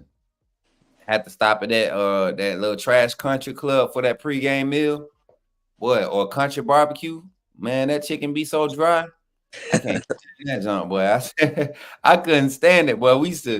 It wasn't good like y'all got it nowadays, man. Y'all jerseys even, look at y'all helmets, man. I remember Cavs used to have like 3 different helmets in their bags because they didn't know which ear pad was gonna stick in the helmet for the game, you know. So y'all embrace this, man. But without further ado, let's check out Bryson Riggins' game highlight film from his sophomore year. Mind you, these are 26 prospects, y'all. So just think about that. What you're going to see on film tonight is what they're doing as sophomores. They get to go into another year and get better, and then they have another year after that if they don't decide to reclass or go into a class earlier. So let's jump into it, man. Bryson, you could take yourself off mute and be ready to answer some questions because I'm gonna need some answers. There's a couple of passes in here where I was like, what is he doing? And then I see what you was doing, and I'm like, okay, I need to know what he was thinking. I need to know the play call. So we're gonna get into it, man. We're gonna get into it. Look at them jerseys, y'all. Number 13. Man, I remember suiting up in them colors, man. Jesus, it's crazy. It just seems so long ago, and it was a long time ago. All right, here we go. Let's get to the highlights. Athletic quarterback, what we do, we get him off pocket. What's this feel? What's this feel for you? Being a right-handed quarterback rolling left, what's that feel for you? What's your technique? What's going through your head, Bryson? So as I roll out to the left, of course I'm right-handed or whatever. I done worked on it a lot, but so it's gonna be awkward because I'm right-handed. So I was taught to like turn my shoulders, get my shoulders down the hill as I'm rolling out the pocket and make my way down here and make the throw. I'm gonna tell you right now. So this is one thing you want to focus on too. This is Coach Smook talking to a young man now. You see how that left foot is still behind you when you get ready to release? Take that left foot and put it out in front for that before that toss. Just add that one step to it. And I promise you that trajectory, your receiver's not sliding off of this because you got the arm. The ball, look how the ball drops about 7 yards too early. You take that left step. And I know you trust your protection. I know you do. You take that left step, and I guarantee you that hip gets fully into that throw, and you're able to follow through all the way with the throwing hip. That right hip, you get all of that momentum into it because we all know it's not just the arm strength. It's all about what you generate from the bottom. The ball is beautiful. The ball is beautiful. You just want a little bit more under it. Because in college and high school, catching at the one and not being touched is not a touchdown. You know what I'm saying? So instead of 25 TDs, that's 26. You know what I'm saying? Love it. Look at the patience, eyes downfield. No, he has the RPO. Never looking down. There's no handoff. So why do I need to look down? So many high school kids look at that. Look at his confidence, y'all. Not the cleanest of pockets when he's making these throws, chat. Oh, and then he got 3 wide receivers that just burning everybody. Look at this pressure in his face again. Look at the touch. Catchable ball, double pass, triple pitch pass. Oh my God. Oh yeah, we're going. Oh, come on, man. Quick release. So if you had to, Bryson, if you had to highlight, like, and I know I asked this earlier, what is your attribute other than reading defenses? What is the physical attribute that you think separates you from other quarterbacks? Being able to use my legs to manipulate the defense, whether I can either take off and run or sprint out and make that pass, depending on how the DBs you at or linebackers you at. What scheme or style of offense do you think you could thrive in on the next level? And I know you're only going into your junior year. If they try to put you in the box, what box are they putting you in? Are you a spread pro style? Are you RPO style? Are you a read option style? Look at his placement. Look at the ball placement on all of these. Oh man, I'm not trying to sunshine pump, but these aren't wide open passes. These aren't wide open passes. This is in coverage. This is tight coverage. Come on, man. So I ask you again, Bryson. I'm looking at quick release. If I had to give you a attribute, quick release, like you said, you dissect defenses early.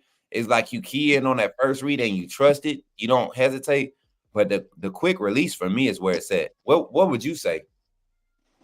Far as what style of offense I think I would fit perfect for at the next level would probably be kind of like a spread pro style offense with a mix in of RPOs or read options or whatever. So basically, if Kalen DeBoer came hollering at you, you be ready right now, right? Yes, sir. Look. I'm gonna have to throw it in there a little bit. Listen, so undefeated. Y'all seen the film? What are we talking about? What are we? Because right now, I think Bryson, what's your official rating based off of what you to your knowledge? What's your official star rating right now? What's my official star rating? Like on Rivals and 247? Oh, they haven't gave me a rating or whatever yet. Okay. Even better. Listen, undefeated. I want y'all to let's run up the stars right now for Bryson Rigg. Let's get his star ratings up right now. Let's see what are y'all seeing? Because I already said solid 3-star, solid 4-star going into his junior year. This is a young man. Who's your QB development coach right now? My quarterback coach actually that's at Russell County High School, Coach Antoine Young. I'm gonna tell you like this. It's always good to have a relationship with your QB coach and your offensive coordinator, but there are people, Emmanuel Bronson. I know you know the name. Yeah, I trained with him before too. Get with E-Man. I'm telling you, he will have you ready. I had a quarterback in Colton. I can't remember Colton's last name. It started with a J at Calvary. Colton was getting 0 looks as a senior, going into his senior year. Trained with E-Man Brunson, went to Columbus State, trial. Colton's playing college ball right now. Didn't get 1 look his senior year. And just by the little nuances that he was learning by a QB development coach that not at practice, not training you for a scheme, but training you to be a quarterback. That stuff is going to matter, man. That stuff is going to matter. I'm not a QB. I played the position. I know a lot about it, but I'm telling you, I can point you in the right direction. And your skill set, there's no reason why you shouldn't end up at the end of your junior year. There's no reason why you shouldn't be at least a 4-star, young man. I'm telling you. So chat, y'all run it up. Let's see. Let's give him some. Auntie Janet giving you now. Auntie Janet, she's a stickler. I'm gonna tell you right now. She. I know women. Y'all be like, women don't know this woman right here. No football. If she's saying you a 4-star, I'm rocking with it. My boy Matt Farn says 3.5 will be 4 or 5 by college. Come on, man. I mean, 3-star Stephen Angle, 4-star, 5-star from Kimberly. Kimberly up there she up there in the spot. She know about some talent. Let's go. Solid 3-star. Solid 3-star. I'm feeling it. 4-star. Brody said 4-star. Shout out Brody Smook. He the one he told me to get y'all boys on tonight. He said if I could get y'all on tonight, it's a lot of talent in Russell County. I knew it was. We got this plan that we trying to do, but I had to get y'all on. The fact that all three of y'all are here tonight is an honor. I'm very appreciative. My boy Corey Moore says 3-star with a lot of promise. 3-star right now, but high 4-star potential. 4-star. 4-star. I mean, the writing's on the wall, Bryson. The writing's on the wall, and this is just Bama Nation. So if Bama Nation see this, just imagine what some of the other nations gonna see. Troy, UAB, you know the locals, Alabama State. You know how the locals come prowling, and once they come prowling, you're gonna have Georgia State, Georgia Tech, then Tennessee come, then Georgia come. So be ready, be ready. It won't be long.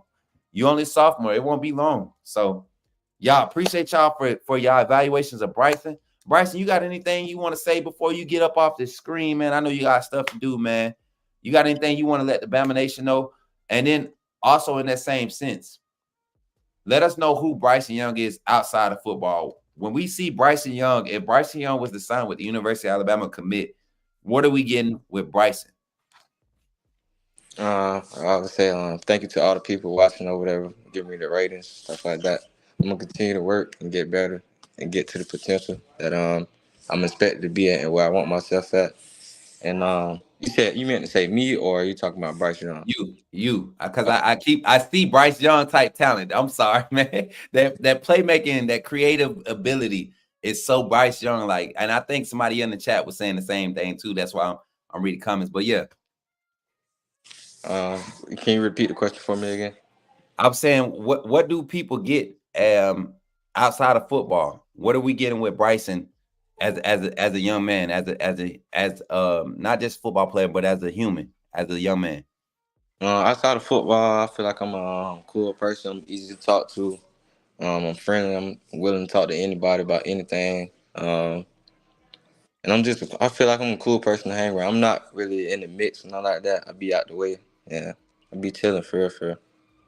Look, that's the type of energy we need when you talk about somebody that's driving for success, man. You don't need a lot of distractions. So to know that that's something that's on your mind right now, that you're going to keep doing, that's awesome to hear, man. And as a product of the area that you're living in and where, coming from that area, just know it's possible to make something of yourself. Don't limit yourself to just football. You got more quality than football, man. It's good to have that in your back pocket. It's good to have that as one of your driving forces. But understand, you, sir, just like the other young man on this panel, have more than football. You're more than a sport.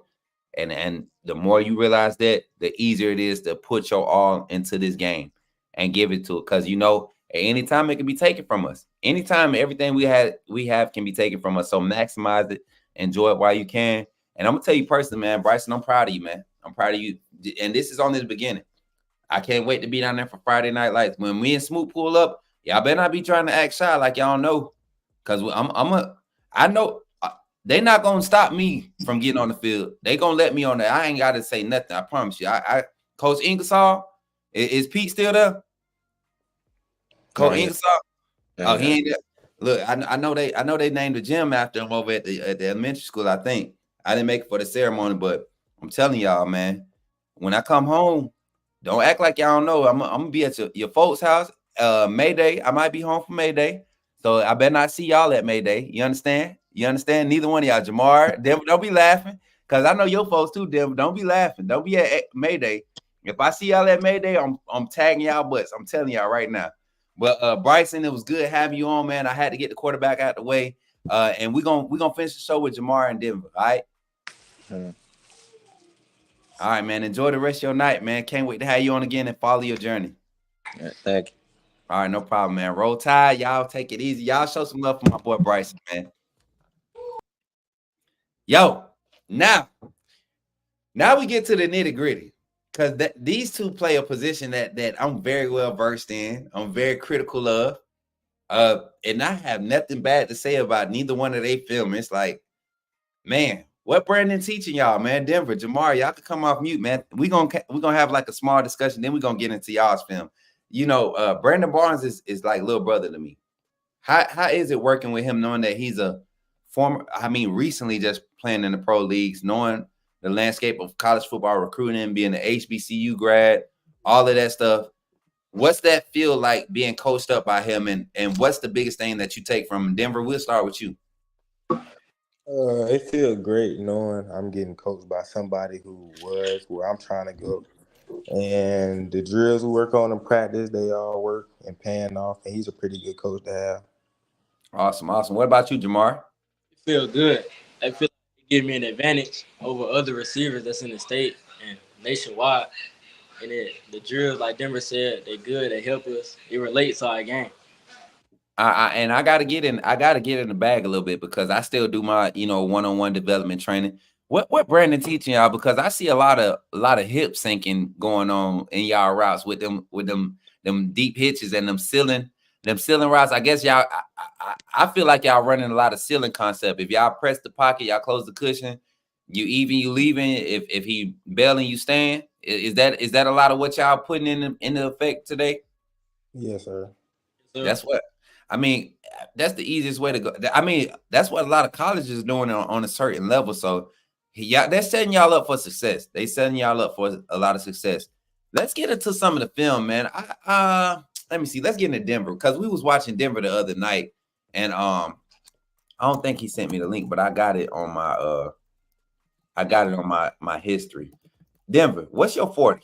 Everybody wants to know what your 40 is. I told them 4.5. I didn't think you was burning like that just yet. You still young. You fast, but I'm thinking like a 4.49, maybe a 4.5. 4.5. I told him. I knew, you know what I'm saying? I got the eye of the tiger, not the Auburn Tiger, but I could see a little bit. And but yeah, I figured, man.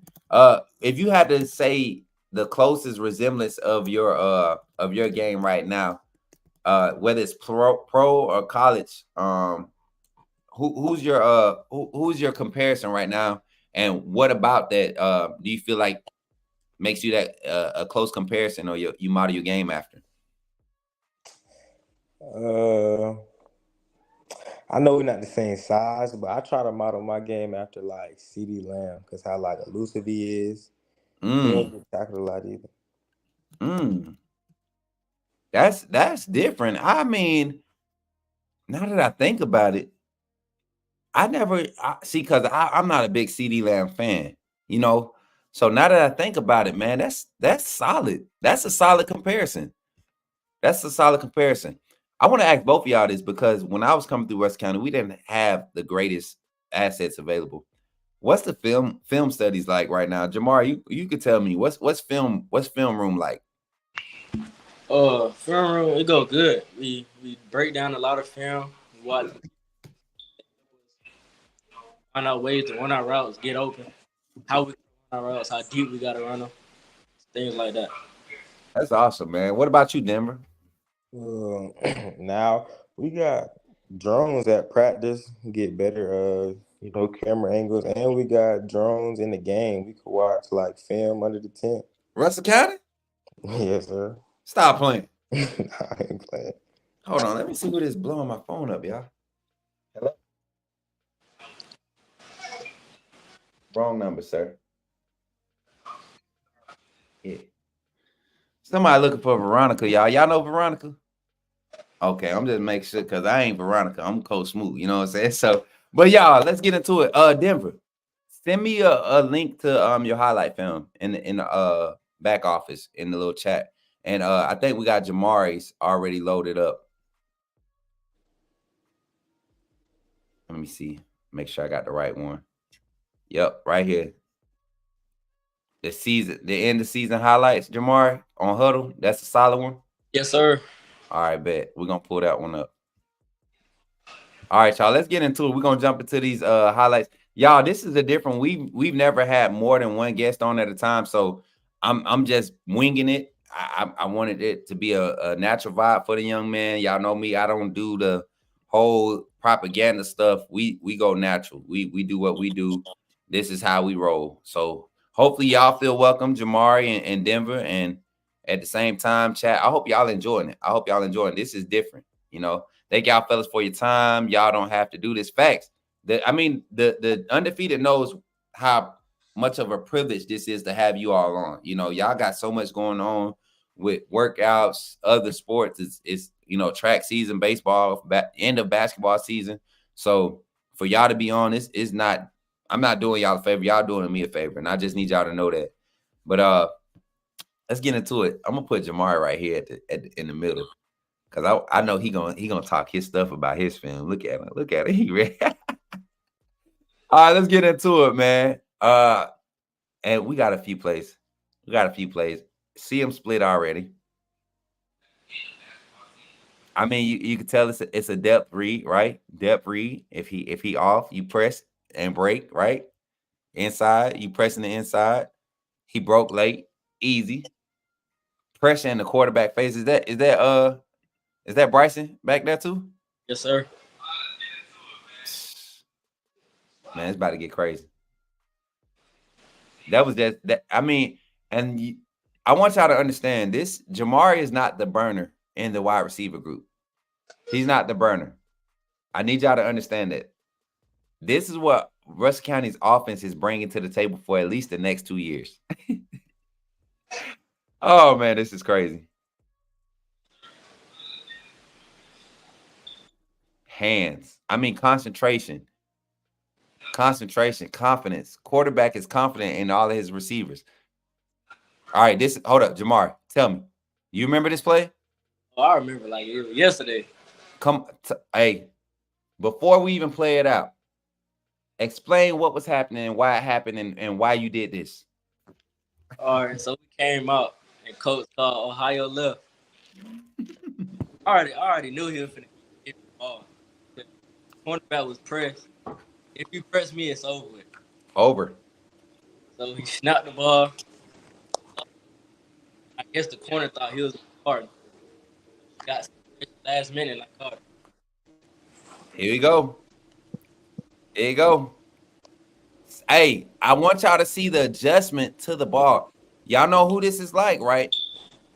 We have a receiver currently on the roster, and we was watching his film. We were so happy when he committed to Alabama.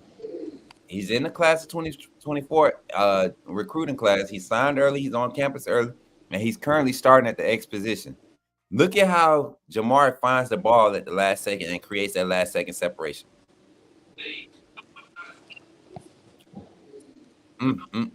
Look, that's body control, man.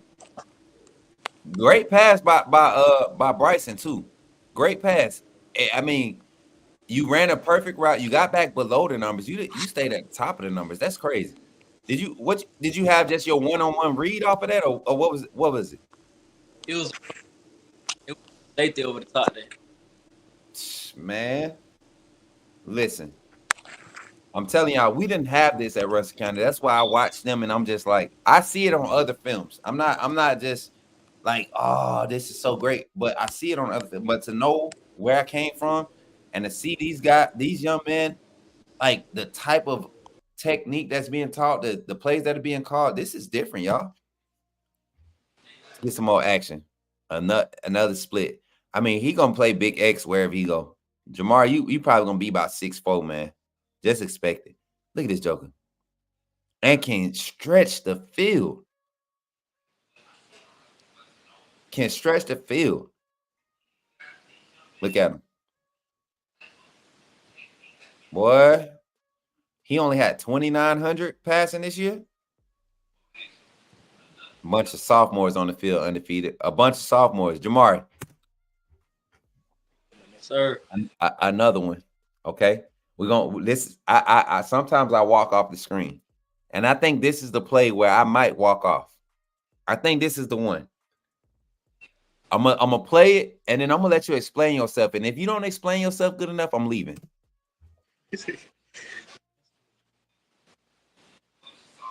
Oh, this ain't the one. See, you got lucky. This ain't the one. You got lucky. But I know it looked like Smith Station was the play against. Either Wetumpka or Smith Station. Look at the read. Hey, y'all, I want y'all to understand. Look at the read. So one thing I will say, Jamari, you such a secure catcher. You such a possession receiver. I want you to start working on that yards after catch action.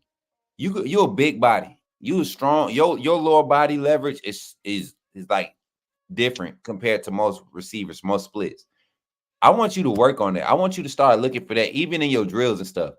Start working for, you catch it on air work, right? Catch the ball, work on post catch moves. Yes, Work sir. on sticking and sprinting for 10 yards. I like that play call. Who the OC right now? Coach Griggs. I'm gonna make sure I talk to Coach Griggs when I come home. Yeah, I know me and Coach Griggs, we got a little history. Me and Coach Griggs got a little history. That's my guy right there, man. Look at the county, boy. Y'all got tents on the sideline. Ain't no way. We would have never. Look at the hitch. I see action. Okay, now this is what I want to see. This is what I see. Look, after the ball, nothing special. Why are we not wasting time? Let's get upfield. Exactly. Let's get upfield. And they should have gave you a face mask for that. Let's get a few more in, y'all. Lined up. Y'all remember he said he's a good blocker. So when he's lined up on the end of the line of scrimmage, guess what? Guess what linebacker and overhang thinking? Oh, he about to block. Because of his physical nature, his commitment to blocking. Y'all check out what happens here. Get off me. Quick to him. QB said, I can't give you a pretty pass, but I'm going to give it to you. Yes, sir. I'm loving it. I'm loving it, bro. I'm loving it. Jamar. Sir. You see my face? Look at me. Look at my eyes. Boy, I'm just playing. Look, I'm telling you, man. Y'all got something special brewing in there. Y'all keep working, man. It's going to be different. It's going to be different. Y'all really going to put Russ County on the map, but y'all got some bright futures, man. Last one, y'all. And we're going uh-oh. Total line. Oh, Lord. Come on. What's the thought process here? You knew it was coming late. You knew it was kind of off, right? Yes, sir. You knew he seen you late. So what's the thought process here? I want you to walk me through it because I could kind of guess it, but you know what's the thought process here? So I was coming off a go route, and the cornerback, he was already bailing. So when he was bailing and I seen the QB roll out, I just dropped it down. When he seen me drop down, he threw it, and the pass was a little on the sideline, so I had to make a little toe tap catch. Do y'all see the footwork off of the top of the route, like coming out of that? It wasn't like a lazy 1, 2, 3, 4, 5. Now I'm coming back. Look at the chops. This is what I pay attention to. Chop, chop, chop, chop, chop. Let me get to the spot. Get my toes down. And it's a catch. I love it. Last one. I said last one on the last one, but I promise y'all this is the last one. I love watching film. Another comeback. Little deep comeback almost, right? Deep out. Inside leverage, they automatically tell you turn to your outside shoulder. Quarterback get it to his outside shoulder, right? Oh, he head up. He actually head up with you. He gave you the outside leverage. I'm taking that every time. I see an offensive lineman out there blocking. That's my nephew. I ain't gonna talk about him. He getting embarrassed out there. We ain't gonna talk about him tonight. We're gonna let him slide tonight. We're gonna let him slide tonight. Listen, man. Look, coming into this year, your junior year, what's the goal? What's the overall objective, man? I'm going for 1,000 yards and 10 plus touchdowns. 10 plus? Are you looking to transition into more of a tight end role, hybrid tight end, or are you really trying to be a split type guy? I mean, I can really do both, but I'm going for the receiver. I feel you.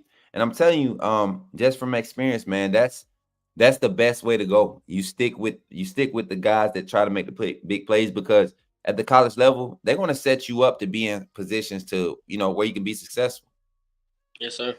Yes, sir. I said Denver said he can't hear. Let me see. We got Denver's film up. Hopefully we can get him back in here. He said he couldn't hear. Y'all know y'all got that. Y'all know y'all down the road, man. Y'all still got AT&T fiber optic. What internet service y'all got out there right now?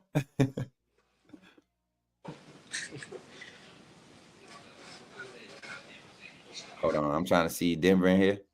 So, hey, Jamar, before we get you off, man, a Bama offer. Not just a look, but a Bama offer. What does that mean to Jamari? It just means I got to keep working. I got to keep going. One offer don't determine who I am as a player. I just got to keep working, bring in more offers. Listen, boy, you said the right thing. You said the right thing because we don't. My thing is this platform is not just used to recruit for Bama. We want to expose talent. We want to give talent exposure. And man, you are a talented young man. If I had to say anything, I just want you to keep grinding, man. You got the natural talent. The hardest part is not feeling like you already made it. I come from the area. It's going to be, everybody already banking on y'all to be next. Just don't let that get to you, man. Keep grinding. Always strive to be the best. You got 4 other athletes on that team that I know of that can literally move you out the way at any second if you start slacking. So I'm gonna tell you, and I got one of my classmates, CJ Harris. He played at Russell County too. I told him I was gonna have y'all on. He was excited because we both been talking about the amount of talent that's been being developed in the past 3 or 4 years at Russell County. And you guys are just coming on at the right time, man. And I'm glad that you was able to come on. I'm glad that you were reluctant to talk to me. And hopefully this brings some extra attention to you because, like I said, man, you're a very talented young man. Last thing before we go, what are we getting as Jamari as not just a football player, but as a person? Who is Jamari? I'm helpful around the community. That's it for real. I'm a good person. I'm here for everybody who needs somebody to talk to or somebody to help. I'm a good student. I got A's and B's. Yeah. That's what's up, man. You say you got A's and B's? Sir. I'm gonna come check when I come down to the county. I ain't been out there in a minute. I see they redid our gym, man. They had us playing in that raggedy gym, but now they got y'all looking nice and spiffy out there. So I'm gonna come down there and probably run some summer league. They still be having open gym in the summer? A little bit. All right, bet. I'm gonna make sure I come and make my presence known, reestablish. I'm gonna get my boy Ant Ward to pull up and KJ Samuels and Kenny and all them. The OG's gonna come and show y'all how we used to do it back in the day. Zay Horace and all them. You know what I'm saying? Yes, sir. But good to have you on, man. I'm glad you was able to join us. We got Denver. We're gonna finish the night off with Denver. And like I said, man, keep striving. Bama Nation, hold up. Before you go, I forgot. Stars. I'm sorry, y'all. They about to get on to me. I think they already giving you stars. Y'all, what we doing? We doing a solid 4-star? I already said he was a 4-star. Do you have an official ranking right now? A star rating? Sir. What's that? No, sir. See, and I can't wait for y'all to get to some camps. Y'all only sophomores, man. These kids are only sophomores, y'all. These kids are sophomores. My boy Andrew Glover, he played in the region. I remember Andrew.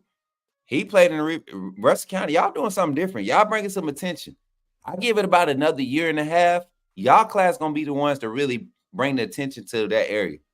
And so y'all keep striving, man. Y'all may not sign the big ones, right? Y'all may not get all the Ohio States and all that because it's just how the nature of law. But when y'all do, it's gonna be because of y'all, man. I'm telling you, I've seen this happen before. Y'all just got a different staff in front of y'all. Y'all got a different type of support behind y'all, and y'all need to maximize it, man. I can't wait to see y'all grade out and start getting those crazy offers, man. Look, 4 stars across the board as a sophomore. So if they see it, the recruiting site's gonna see it. They're gonna see it. So man, keep doing what you're doing, and we know it ain't about stars. At the end of the day, it's about putting it all out there and being satisfied with giving 110% every day and letting it all play out for you. So I'm proud of you, man. Keep doing what you're doing. Glad to have you on. And once again, man, Jamari, we'll be talking, man. All right, man. Take care of yourself, man. Sure. Yes, sir. Denver Harris is up now, y'all. Yes, sir. Look, Denver Harper. I keep calling you Harris. Denver Harper is on up. Denver, you straight now? You went and got that good Wi-Fi hookup? Yes, sir. Look, I'm gonna mess with you because I know your auntie and all them. They've been picking at me for not giving you no recognition. They be like, you up there in Tuscaloosa, you ain't even came down the rest of Canada. Look, I'm coming, auntie. I'm coming, sis. And now I got the man himself, Denver Harper, on the stream, man. It's crazy to see you here, man. Because even now with your low haircut, you kind of resemble that boy Jalen Waddle. I'm telling you, y'all, this is the one. This is the one when we watched this film last week. Y'all was like, is that Waddle Jr.? This is him. This is him. So I don't think as much talk that need to be happening. I mean, I just, who do you model your game after? CeeDee Lamb. CeeDee Lamb.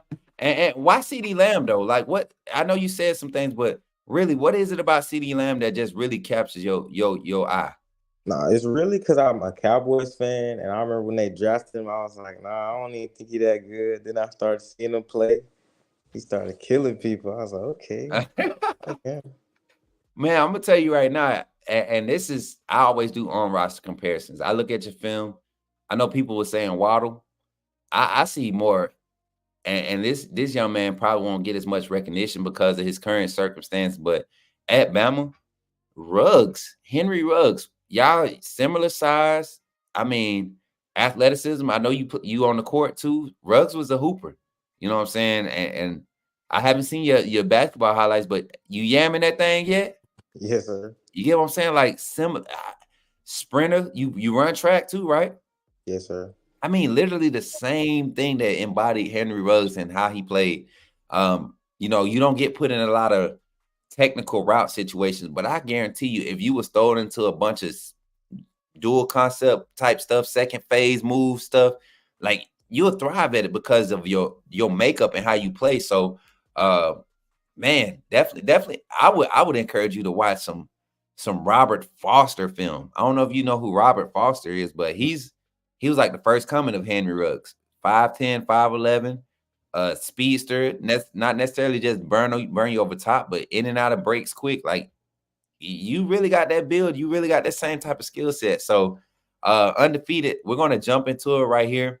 We got his game film up. Let me make sure I got the right setup here for this. Okay, yeah, we got it set up right. And you know how I do, man. Don't be scared when I put you on the spot. We gonna need some explanations on your film too, because we was watching last week, and it's some disrespectful stuff happening, and I need some explanations. You get what I'm saying? Yes, sir. Because we're not trying to catch no charges on the show. We're trying to make sure you get scholarships. We don't want you catching charges for abusing other folks' children, okay? Yes, sir. All right, let's get into it. Russell County's on, man. This is crazy. I had 3 Russell County boys on my show. That's crazy to me. In the slot. You gotta guard Jamari. And this, look, yards after catch. Look at him. Come on, man. Come on, man. Come on, man. And this is the play that we was talking about with Bryson. Rolling out to the left as a right-handed quarterback. See, this boy, he gets the ball. This is what I be talking about. This is what I be talking about right here. And I think every highlight on this film is about him yards after catch. Nice read. You see the DB bailing. Go ahead, break it off. Give my quarterback a nice target. We're not trying to overextend it, right? This is another asset. This is how you create value for yourself. So, Denver, I got a question. Yes, real sir. quick. Before, not even about to play. When this film was created, did somebody tell you to put special teams work on there, or is that something that you wanted to do? I wanted to do that myself. Okay. And so I'm gonna tell you right now, that creates a lot of value for skill positions, whether it's DB, wide receiver, even running backs, tight ends. If you can get on special teams and create something, whether it's tackling or with the ball in your hands, that creates a lot of value at the next level. So you continue to do that. Continue to hone in on that, working on your vision and things. Look at him. Just slippery. Just slippery. You know who you look like running that return like that?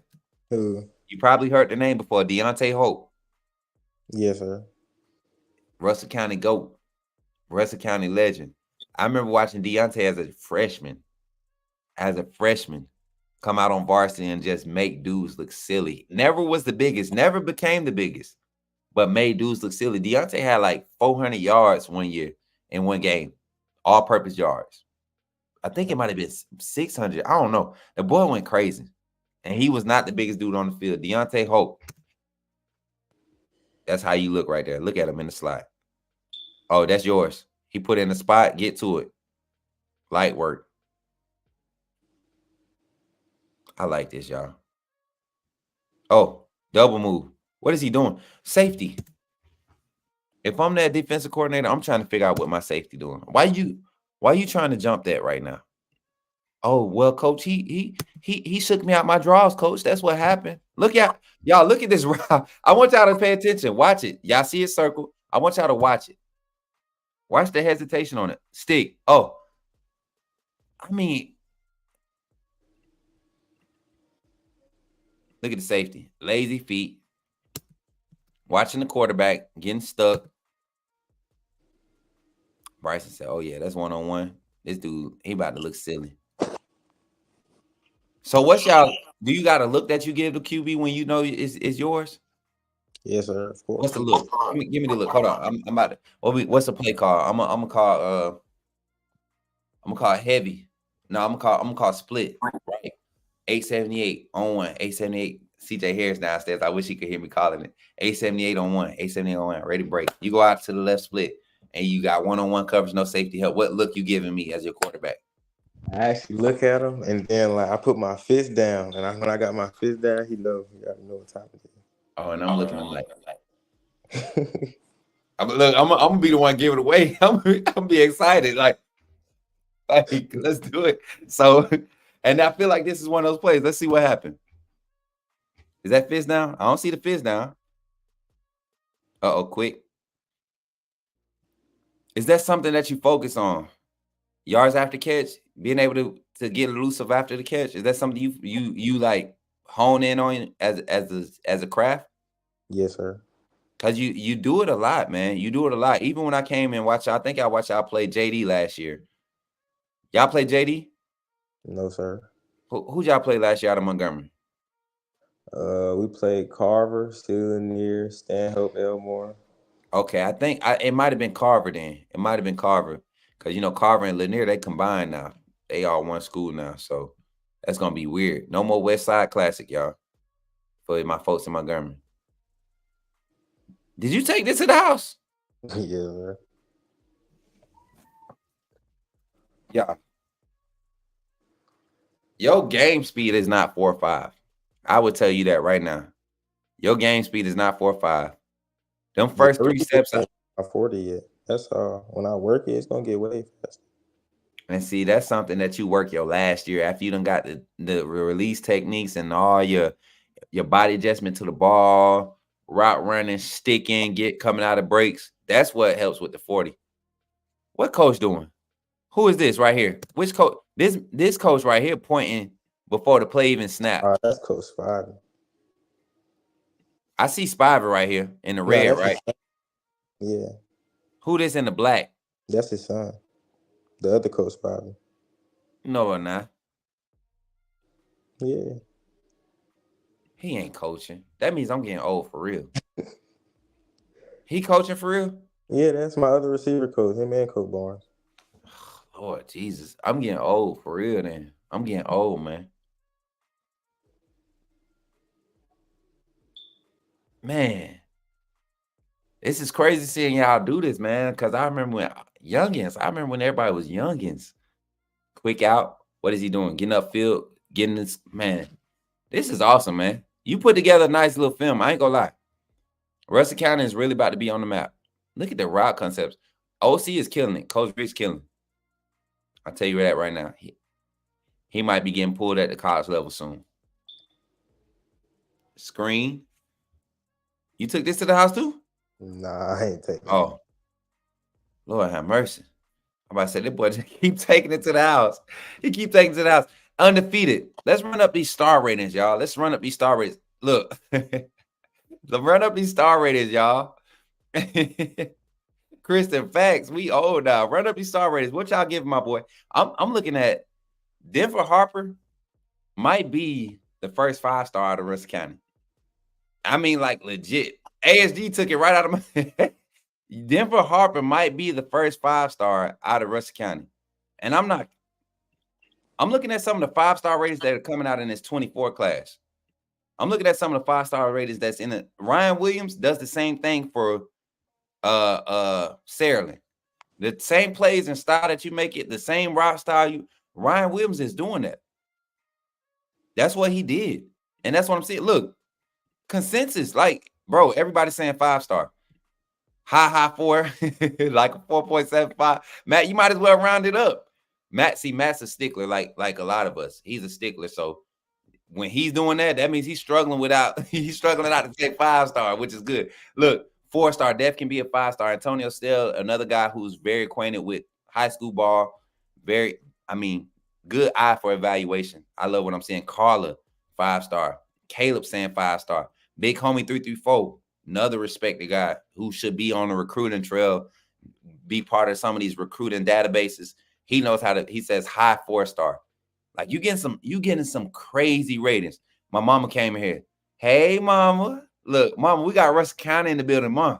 This is something she said she saw a long time ago. So you being here is just a destiny being fulfilled. My mama was one of the moms, and I know you probably got one of the mamas. The cheerleaders, when they ain't doing right, the mama cheerleaders, they turn into the cheerleading section, right? You know Russell County good for that. Just Southern ball good for that. The mamas end up being the cheerleader section. My mama was that mama. Okay, so she in here cheering you on too, man. She love to see. And you down there in Fort Mitchell? You live in Fort Mitchell too? Yes, sir.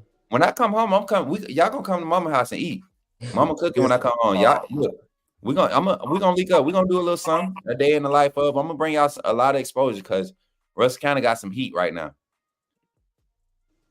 You see what they're saying? You see what Bama Nation talking about? You 2 years out. You 2 years out, and they talking about you and Ryan Williams get, bro. I'm telling you, it's not hype. It's legit. I want you to keep working, man. Denver, I want you to keep working. You're a 5-star in our eyes. You know, I could look at the chat and basically just gauge it. You're a 5-star in our eyes. Don't let that get to your head. Stars don't mean nothing. It ain't nothing until you walk across this stage with the 7th pick in the first round of the 2020. That'll put you at like 2030, right? You'll be in the draft eligible for the draft by 2030. Yes, sir. Something like that. Yeah, 2029, 2030. With the 6th pick in the first round of the 2029 draft from University of Alabama, wide receiver, Denver Harper. Like that, bro. I could see that. And I better get an invite, Denver. You better not act. Don't be acting brand new when you make it. You understand? Yeah, remember your boy, because I'm telling you, you got it, bro. You got it. And I just want you to enjoy it, man. Anything before you go, man. I know you've been kind of like a little overwhelmed with this whole process. It was last minute. But let us know how's recruiting going, and then who are we getting as Denver Harper, the wide receiver out of Russell County? Who, not just the football player, but who are we getting as a young man? Recruiting going good. I just started picking up a few offers. I'm not gonna let that get to my head. I'm gonna keep working, keep getting bigger offers. And as a person, I'm a person anybody could talk to, and I focus on what's important, like school and football, but school most importantly. And I'm a nerd. Like I'm trying to go to school and major in computer engineering. I'll be building computers, stuff like that. Oh, you sound like me. I'm the tech geek of the class. Yeah. I guarantee you ask any of my classmates right now, they call me. They be having problems with their phone. They'll call me. I'm like, bro, we hours away from each other. Why you calling me? Take that to Verizon, man. You pay all that money for that insurance. Take it to Verizon. But man, it's good, man. Look, my mama know who you are. You know what, Denver? You might be familiar with my younger brother, Corey Hines. Corey Hines, he graduated 2011, 2012. He come around the program a lot, man. Him and Barnes, they was part of that whole resurgence of Russell County football. What saved it and kept young men like yourself coming there. You know? So I'm excited, man. I'm excited that you having this opportunity to get this exposure. And without further ado, man, enjoy the rest of your night, man. And make sure we stay connected. You get that visit again. I want to be there with you. This is special for me having the county boys 165, 431 down the road. I mean up in Phoenix City too. You know, the Central boys, having them guys come through here.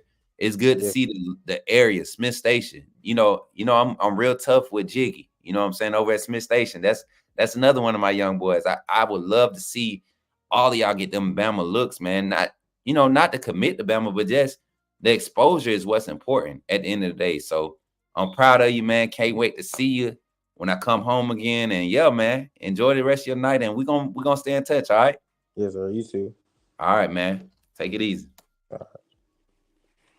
Undefeated full night, man. Full night. I did not plan for it to be like that. I didn't know we was gonna have all three of them. 26 guys.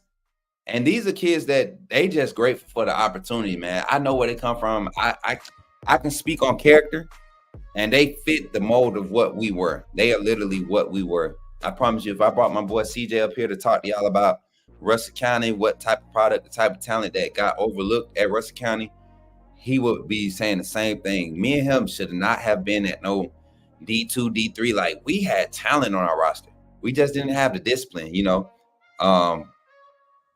Man, but listen, that young man right there, he's going to be special. Denver, and that's no slight for his teammates. He's just, you got those ones that are them, you know, and he's the one in that class.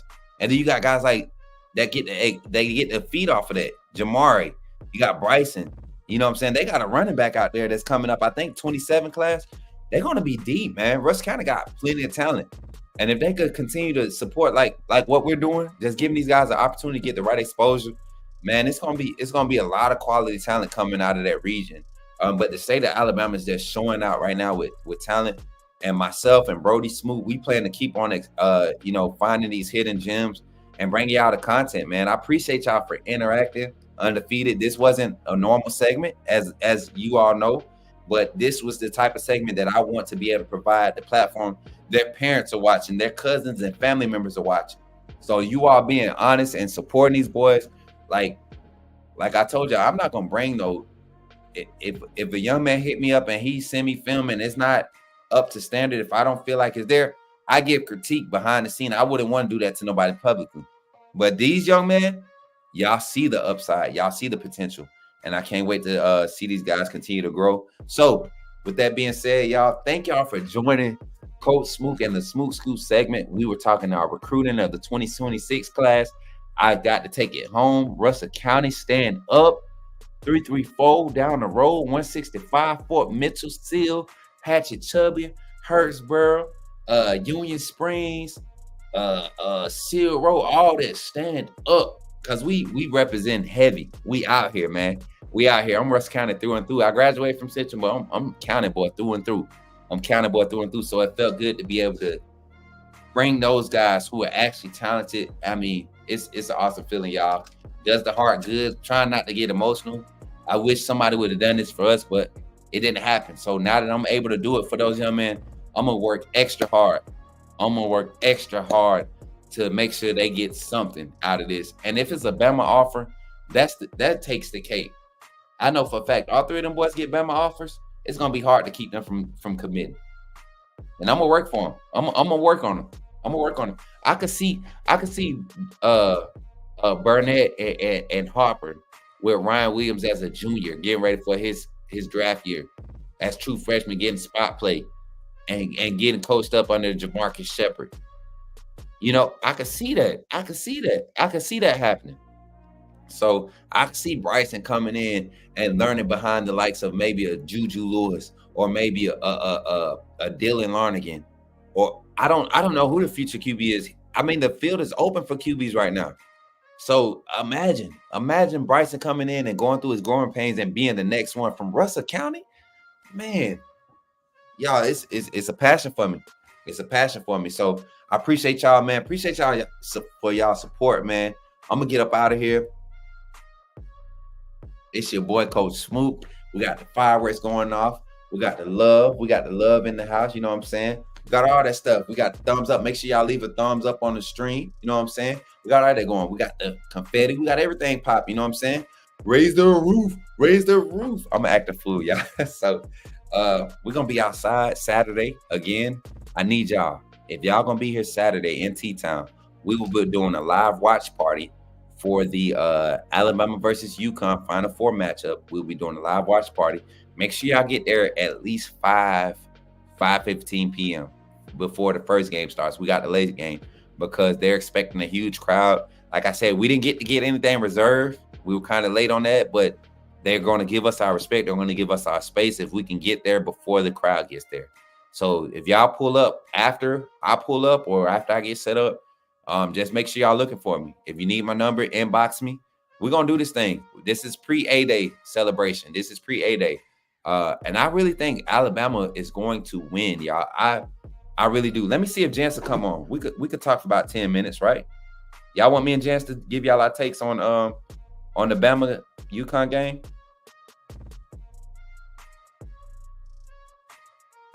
What y'all wanna y'all cool with that? Or y'all tired of hearing me talk? Because y'all know I've been talking. I missed y'all earlier today. Antoine, he said, my boy missed y'all tonight. Listen, $4.99 super chat from my guy Antoine, fan funder. Look, big bro. I think, man, Antoine, I think we around the same age, but you still big bro. You got a full beard, so I call you big bro. You know what I'm saying? But appreciate the $4.99. Oh yeah, let's talk then. Give y'all 10 minutes. Let me see. Let me call Jance real quick. If he don't pull up, I'm gonna still talk about the game. Y'all know I love talking basketball anyways. Jess looked like he was ready to go get active. 39. Oh yeah, we in the same bracket, bro. Hey Marquita, my sister, Carla, Kimberly, Sean Cuzzo, Moon Rock in the building. Question, you pulling back up, Brody? Yep, I'm on my way. Bet. Jance is pulling up undefeated. That boy got a haircut. He don't know how to act. See, he don't get light skin and get crazy like me. If y'all haven't seen the channel yet, go to Coach Smook at Coach Smook on YouTube, and y'all check out the VOD I uploaded. Man, it was pretty funny. I think it was a good one. Mama, keep up the great work, son, with the $20 super chat. Don't make me get emotional on here. You know, I already get the blushing and stuff when Mama come in. I don't know how many Mama boys we got out there. Put some fire in the chat if you're a Mama boy. Nah, y'all don't get ski mask tonight. We playing it. We wait for Armageddon Jance to come out after the portal opens, the spring portal when it opens. So you know I'm a mama's boy, man. Cause you know I'm a mama's boy. I peeked over there at Pate interviewing Hugh Freeze. He basically sounded like he was praying for. I seen that too, man. I got people hitting me up already that the Auburn fans trying to, you know, they trying to what is it called? They trying to deflect already. I'm a mama's boy, man. Sean, I know you're a mama's boy too. Hey, Sean, you want me to tell you how I know you're a mama's boy? Because if you used to hang around Auntie Rose card games, your mama was there. That means your auntie or your mama was there. And we was some spoiled jokers. All of us was some mama boys playing throw 'em up, bust 'em up on Delano. All of us. Honestly. Oh, snap. Hey, fam, First TV. Appreciate that, fam. Appreciate that. Antoine, listen. I got an auntie, man, passed, you know, she was like my other mama, man. So I feel you, man. My grandma was my heart too, you know. So 2006, that was a tough year for me, man. All right, Pop. Don't come in here talking trash now. Don't come in here taking shots at your son now. Come on now. You a mama's boy too now. Don't play, Pop. You a mama's boy too. You and your brothers. All y'all mama boys. We got it honest in that Hines family. But listen, even Papa Smook done get, yeah. Look, he tried to talk trash. No, he gonna be asking for something to eat here in about 10. What time is it? Oh, he probably just got done eating. That's why he ain't talking trash. Just got done eating. Gents, what's up, Brody? Welcome back. Speaking of eating, man. Look, hey, man.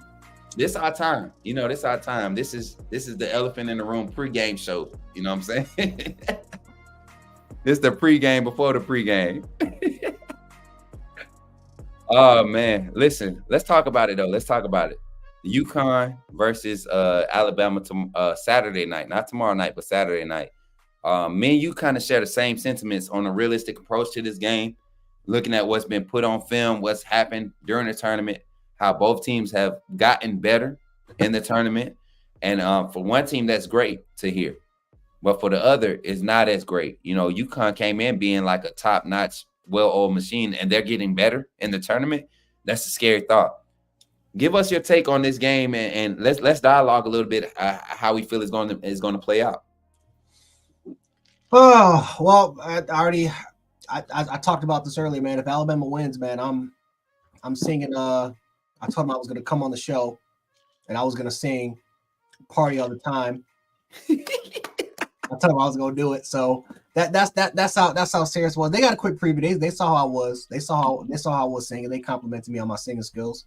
But no, it's gonna be wild, man. It's gonna be wild if we can simply just try to go ahead and get this win. Connecticut they're a damn good team. They're a damn good team, man. They have literally blown out all their competition for the last 2 years in the tournament. But we talked about this before, man. Bama, they have. I think they can have Connecticut's kryptonite because not only are they one of they're one of the highest scoring teams in the country. They're one of the most efficient offenses in the country, and it's a team for the most part where they have shot creators. They have guys that can go out there and create their own shots, whether that's in the paint, whether that's outside the paint, the high mid range point. They have stretch bigs that can shoot outside. That can definitely threaten to shoot outside. So if you want to kind of spread it out a little bit, and if you want to kind of post some of we've seen this a couple times where they spread some of their forwards like Brett Nelson on the wing point. They have Mark Sears kind of attack, throw it out to Grant. Grant was able to kind of hit. I've seen Connecticut struggle 2 times. They actually lost Syracuse back to back. They actually lost to them this year because they had difficulty with offenses that can simply spread them out.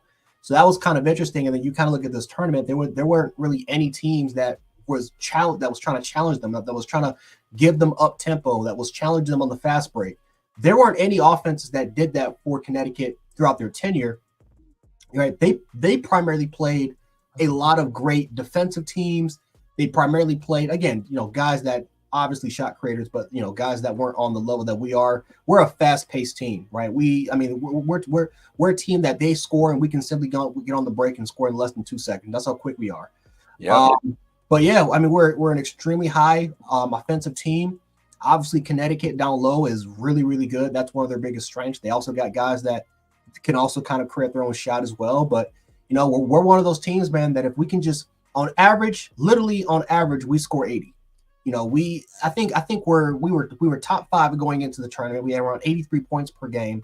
Worst case scenario, and I'm talking the very worst case scenario, we can score 70. But we know that if we can start hitting shots early, we can start creating a lot more opportunities, kind of throw them off defensively. I'm telling you, if we score more than, I would say, 46% from the field, and we can shoot close to around 40% from 3, that's nightmare. That's a nightmare scenario for Connecticut because even though we talked about this before, Connecticut can play at 70% and they can still. It has to be a 2-half game on every minute, every second counts. But we already seen twice with Syracuse. Even though they didn't make the tournament, they're a very high scoring team with stretch bigs that can literally ruin their day. And we saw how that was able to kind of play out and how effective that was when you're able to literally keep their bigs from being in the paint. Yep. So it's going to be an interesting game. We got the formula to beat it, but it's just about how effective and how we got to create an opportunity. We got to take advantage of opportunities because even though Alabama has out-rebounded almost all of their opponents in this tournament, I don't want to do it. I do not want. I don't care to be in a rebounding. I wouldn't want to be in that fight. No, I don't. If it has to come down to rebounding for us against UConn and getting the win, I don't want that. And to kind of jump on the topic, man, it's not necessarily hitting the shots. Like I said against Clemson, and people don't want to acknowledge this. Yes, we shot a solid percentage against Clemson, but it was the volume of shots, the type of shots we were taking, and how early we were taking the shots. If we can get early in the shot clock, good shots early in the shot clock against UConn, and what they expecting maybe in a half, let's say it's 44 defensive possessions, like random number. I don't know the numbers per se, right? Let's just round it. Let's say they're used to defending 50 times on that side of the floor in a half. If we can make them defend 65 times, that's the difference in the game. If you can make them defend 65 times in their half court sets, right? If we can push the pace up that much in the first half, I guarantee you that game will be a lot closer and we'll have a better chance to win. And it doesn't have to be, Jay, I'm telling you, if you're making them defend that many more times in a half than what they're used to, they're not hitting the amount of shots that they're supposed to be hitting.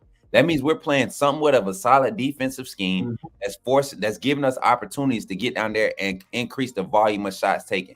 That is literally the difference. It doesn't have to be a clear cut because their offense is I'm telling y'all, the play that keeps standing out to me. And shout out to Nathan3210 for the $2 super chat. He says, "Love you guys in the content. Roll my freaking Tide, beat UConn. I'm right there with you, bro. Like I'm almost in fan mode already. But listen, Pops just became a member. Let me highlight this. My Pops just became a member of the channel. He just picked up that green tag and that icon. Shout out to my Pops. Welcome to the Bama fam. Look. Mama said, hold on. I'm sorry, y'all. Time out. You did what? You did what? And I was home last weekend.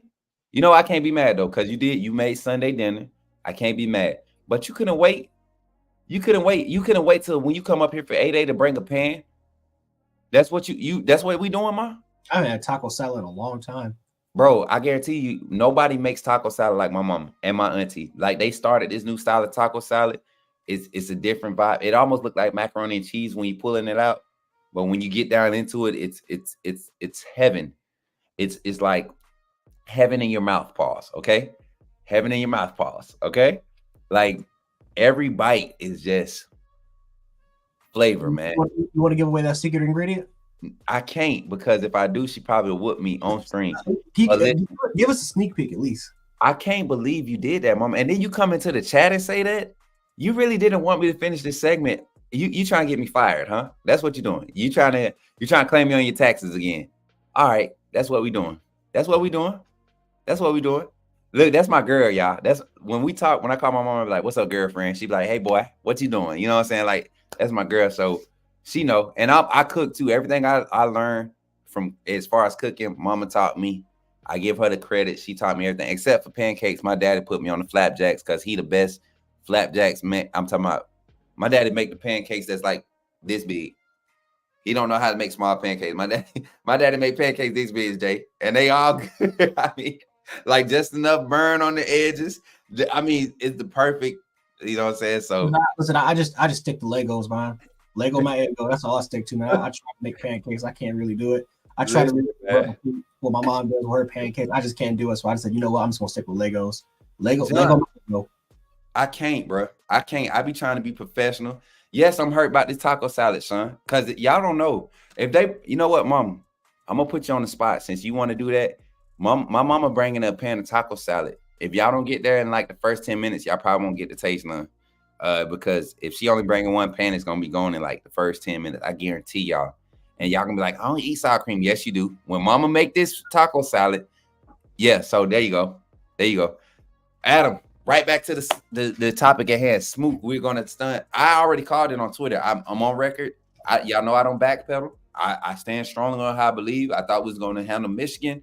We could have. We missed opportunities, but we lost.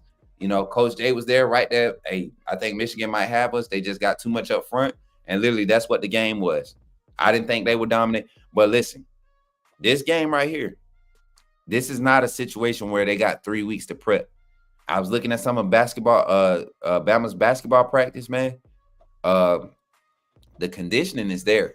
I think we haven't used our tempo enough. What's your take on that? Do you think there was footage of them practicing, like they were literally practicing on tempo on the fast break, lying down the court, and we saw some of that against Clemson. We actually threw them off a couple times while they did that.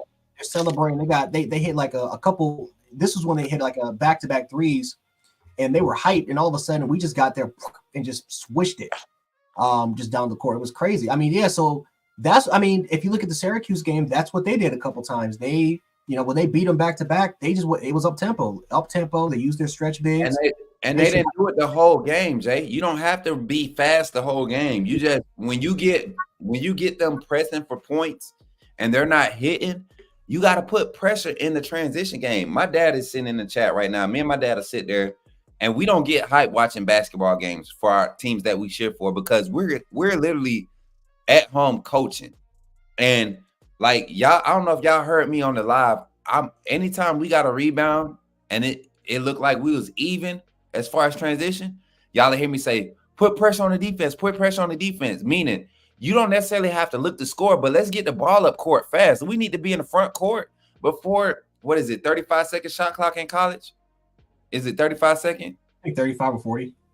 So we need to be in the front court before we 7 seconds into the shot clock. Let's do that. I mean, it only takes 4 seconds to run a break. A solid.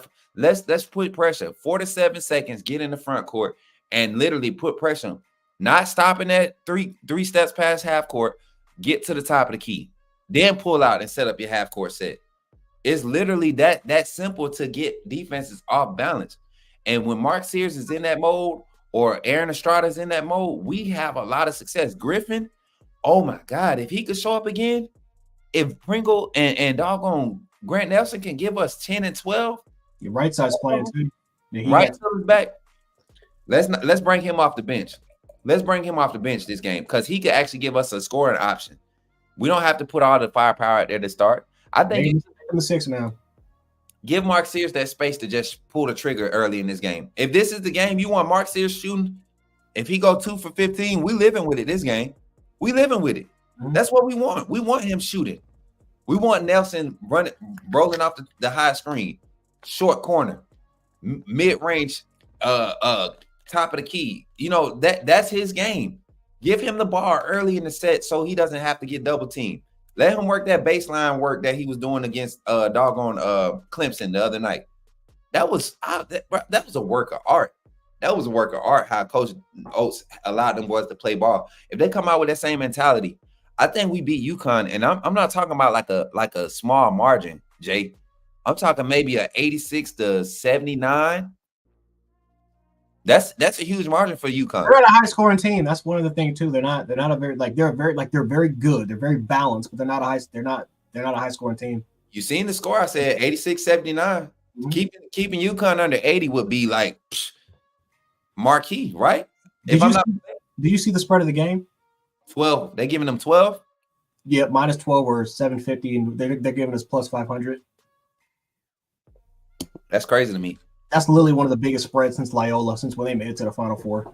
That's crazy to me because we are the number one scoring offense in the nation. As good as UConn is, they're not the number one scoring. And like you all said, if we come out, we start hitting those shots early, it sets the tone, man. It sets the tone. But the thing is, y'all know how our Bama boys do. And let's be realistic. This UConn team is very few spots you can attack and say we have an advantage. What we do have the advantage is, though, the tempo that we can run at and the scoring rate.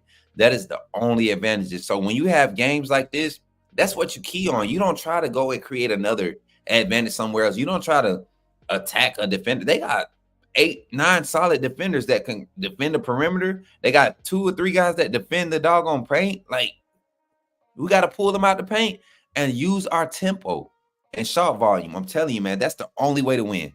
The only way to win. But say if you want, you could have we got guards that can attack it, and that can attack, and then you can try to attack. You can try to attack the baseline, or try to distribute to the baseline, or outside the wing. I don't trust us against this UConn defense. I don't want to lean on half court sets, bro. I do not want to lean on half court sets. We don't have enough off ball motion in half court sets. It's a lot of times where Mark Sears and that high screen and roll play, if somebody just cut from the opposite corner, from weak side corner, back door from the weak side corner baseline, it's a look.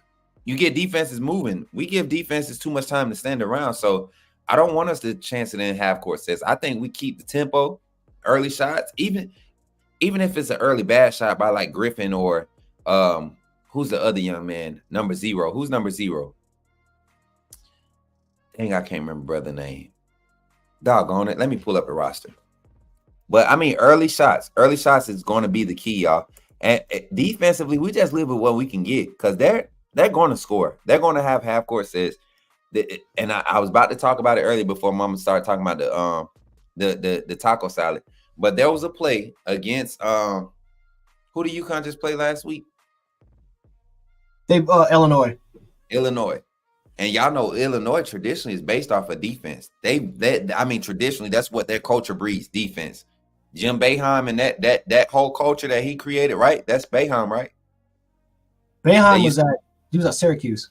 Syracuse. I'm all over the place. My fault. Mm-hmm. But Illinois traditionally defense. You look at some of the plays that UConn was running from the first half to the second half.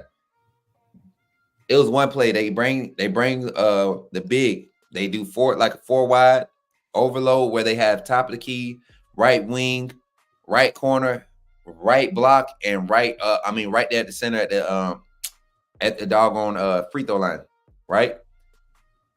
Point guard comes up. They send the backdoor motion from the baseline. That's what you initially look at. But the block guy, he goes and replaces. He's the one that's setting the pick on that. If that's not open, if they can't get that, guess what happens off of that action? You get the ball to your center. After he sets the screen, he's turning around and he's shooting that same backdoor path that the first corner guy did, which is usually a 3 or maybe a 2. He's shooting that same path. And the center's he didn't even look for 3 of those passes. One time he hit him on the front side or the left side of the rim with a pass. And then the last 2 times, no look to the opposite side of the rim with timing. No look, man. These guys are oil machines. So how do we stop that? We're not a strong defensive team. How do we stop that? We counter it whenever they miss, whenever they don't see that and they miss, we put pressure on them in the transition game. And I think that's our only chance, bro. That's our only chance to really stay in this game and to actually win it. Early transition pressure. Mm-hmm.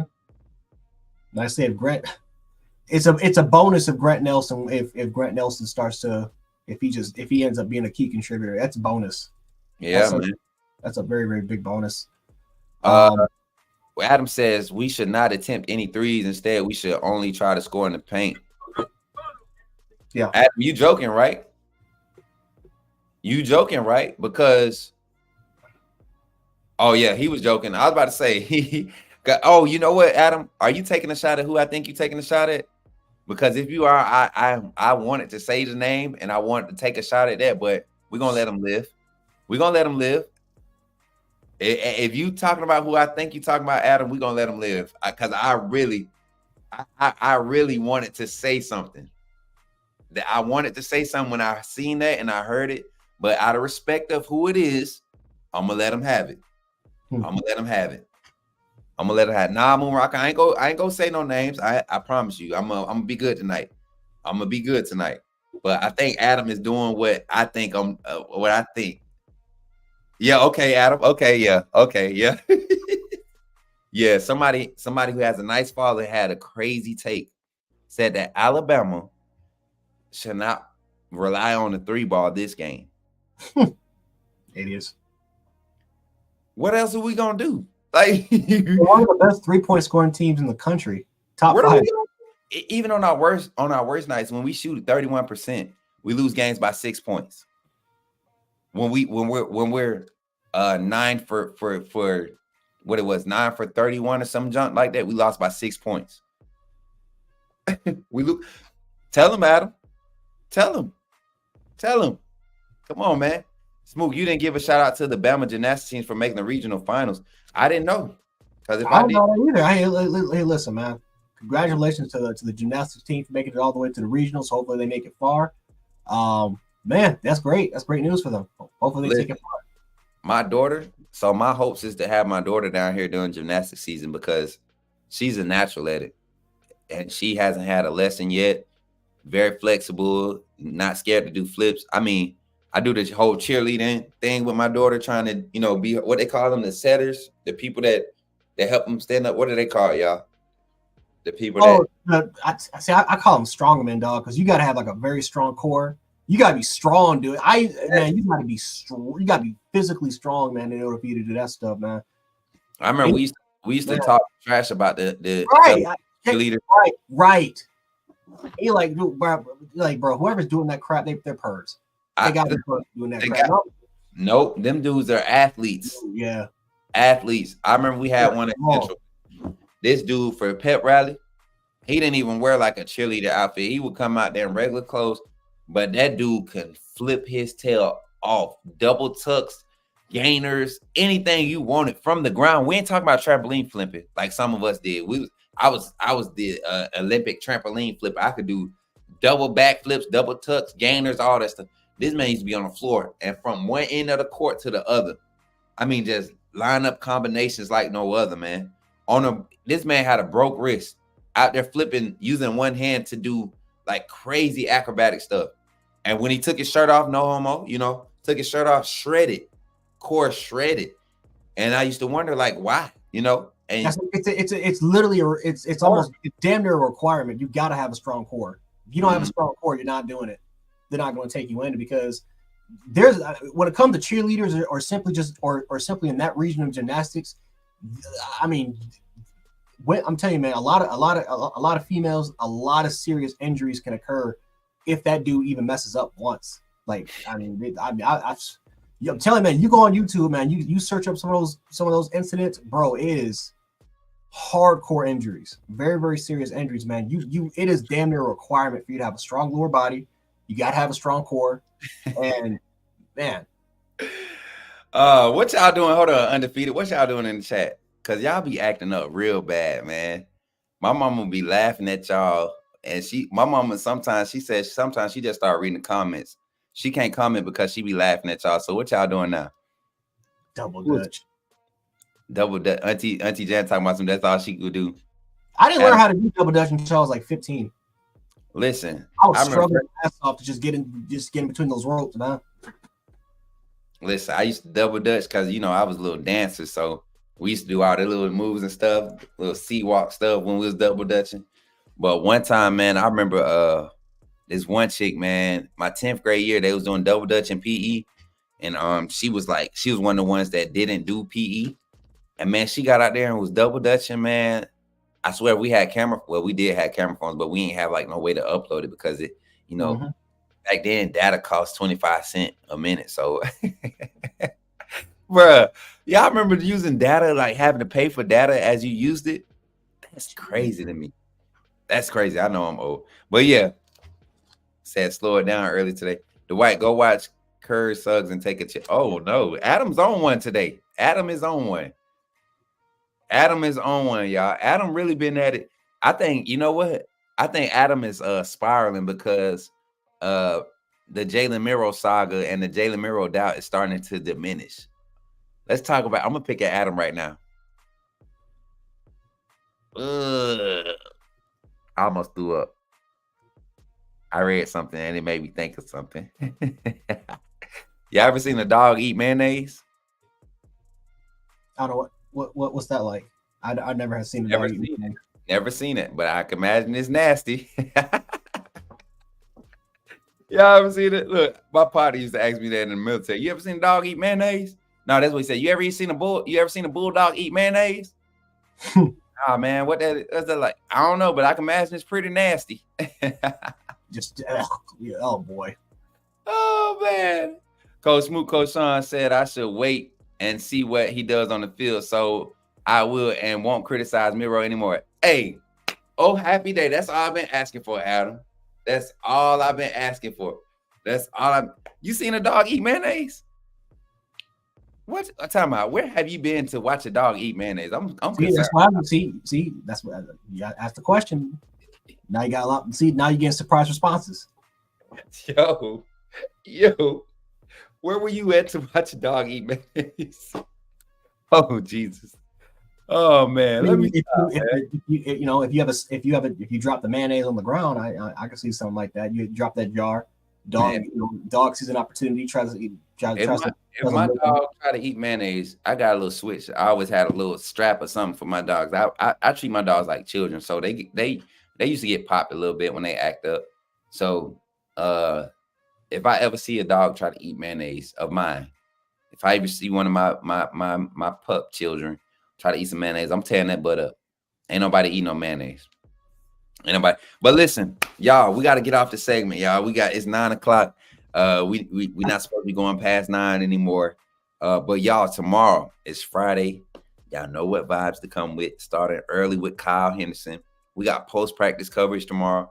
Oh, wait. Let me look at this. Let me do it real quick.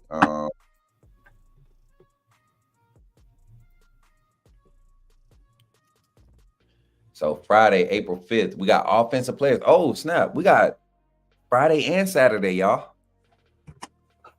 You know what's crazy?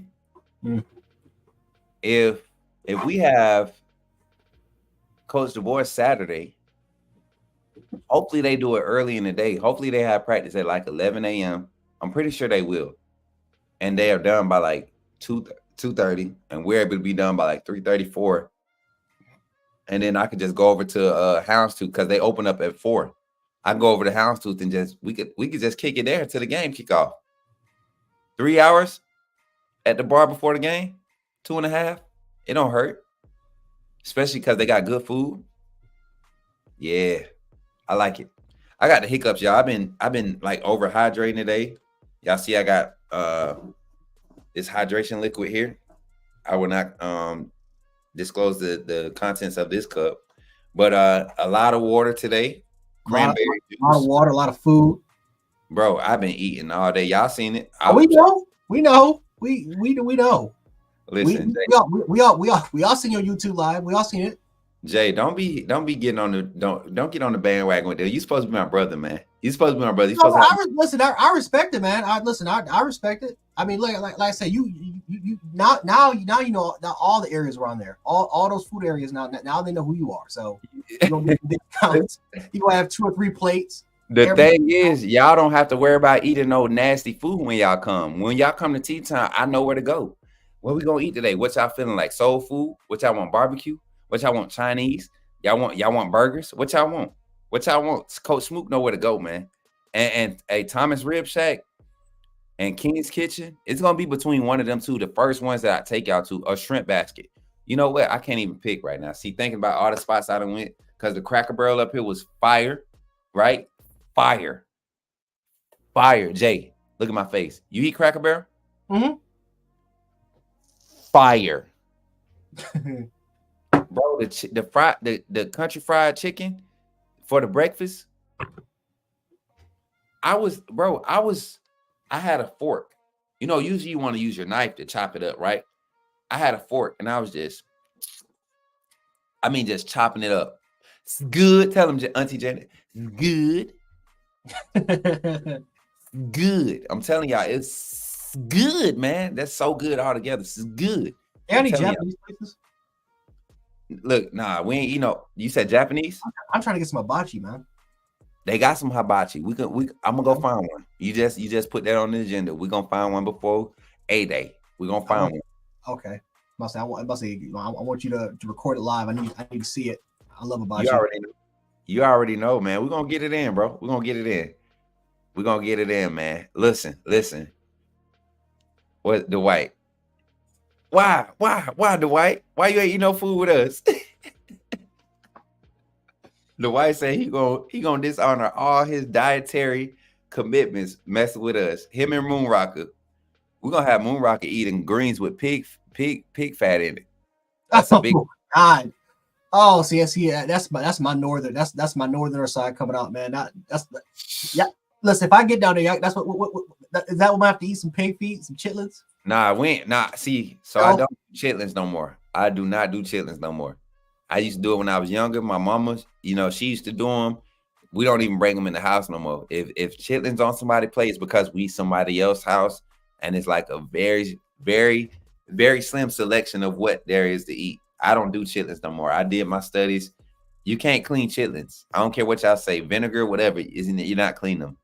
But yeah, like pig feet in the greens, like oxtails and pig fat, like all that stuff.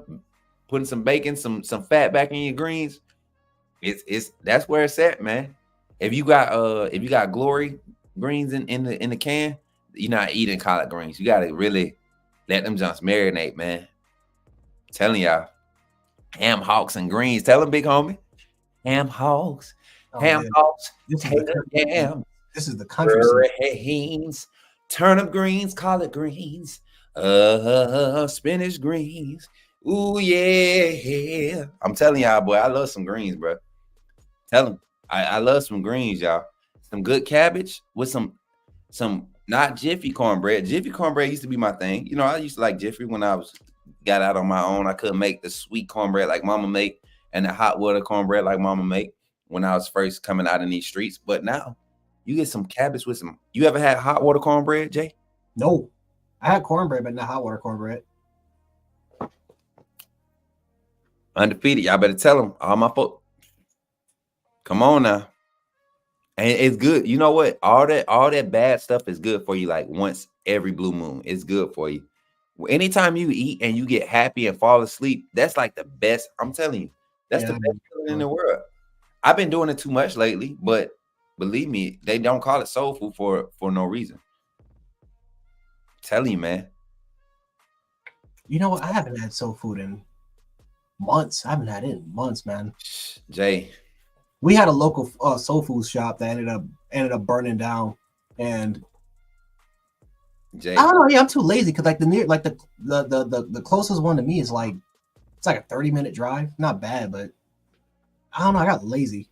Jay, I know restaurant soul food is decent, but like until you get to like one of them hole in the wall spots, not franchise, but you get to one of them hole in the wall spots that like you can't even find on Google. Like the ones you got to ride past and be like, oh, they smell good. Them the ones that they have in T-Town. Thomas Rib Shack. Oh, I know. Yeah, I know the South rules. I mean, it's not even a debate between which area has the best soul food. I already know.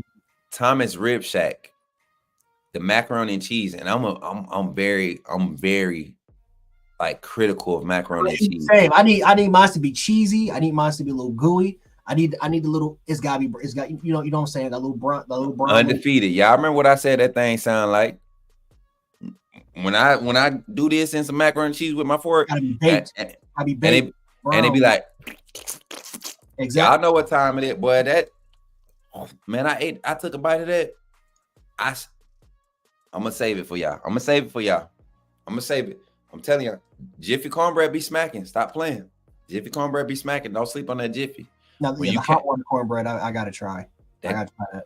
Mama, y'all heard him. Mama, you heard him. He wants some hot water cornbread. So when Jay come down here, we're gonna make sure you got a week notice. We're gonna go ahead. You ain't gotta go buy the groceries. We're gonna go to the grocery store. That way you ain't got no excuse. I don't care about no speaking engagements at church and none of that. You're gonna make us some doggone cabbage, hot water cornbread. You're gonna make some greens too. You're gonna make some macaroni and cheese. You're gonna fry some chicken. The same thing you did this past weekend. Tater salad, all that. We didn't have no baked beans. I was kind of disappointed in that.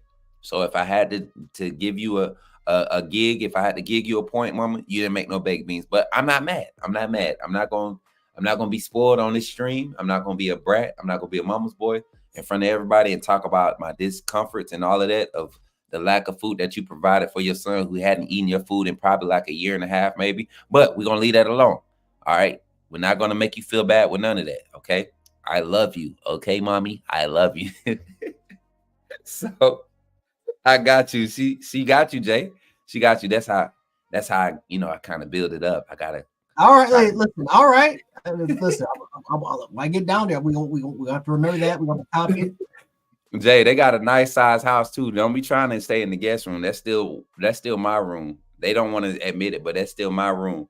Don't be trying to act like you missed your flight and be like you forgot. Don't be none of that. You gonna eat and you getting your butt up out of there, okay? You getting your butt up out of there.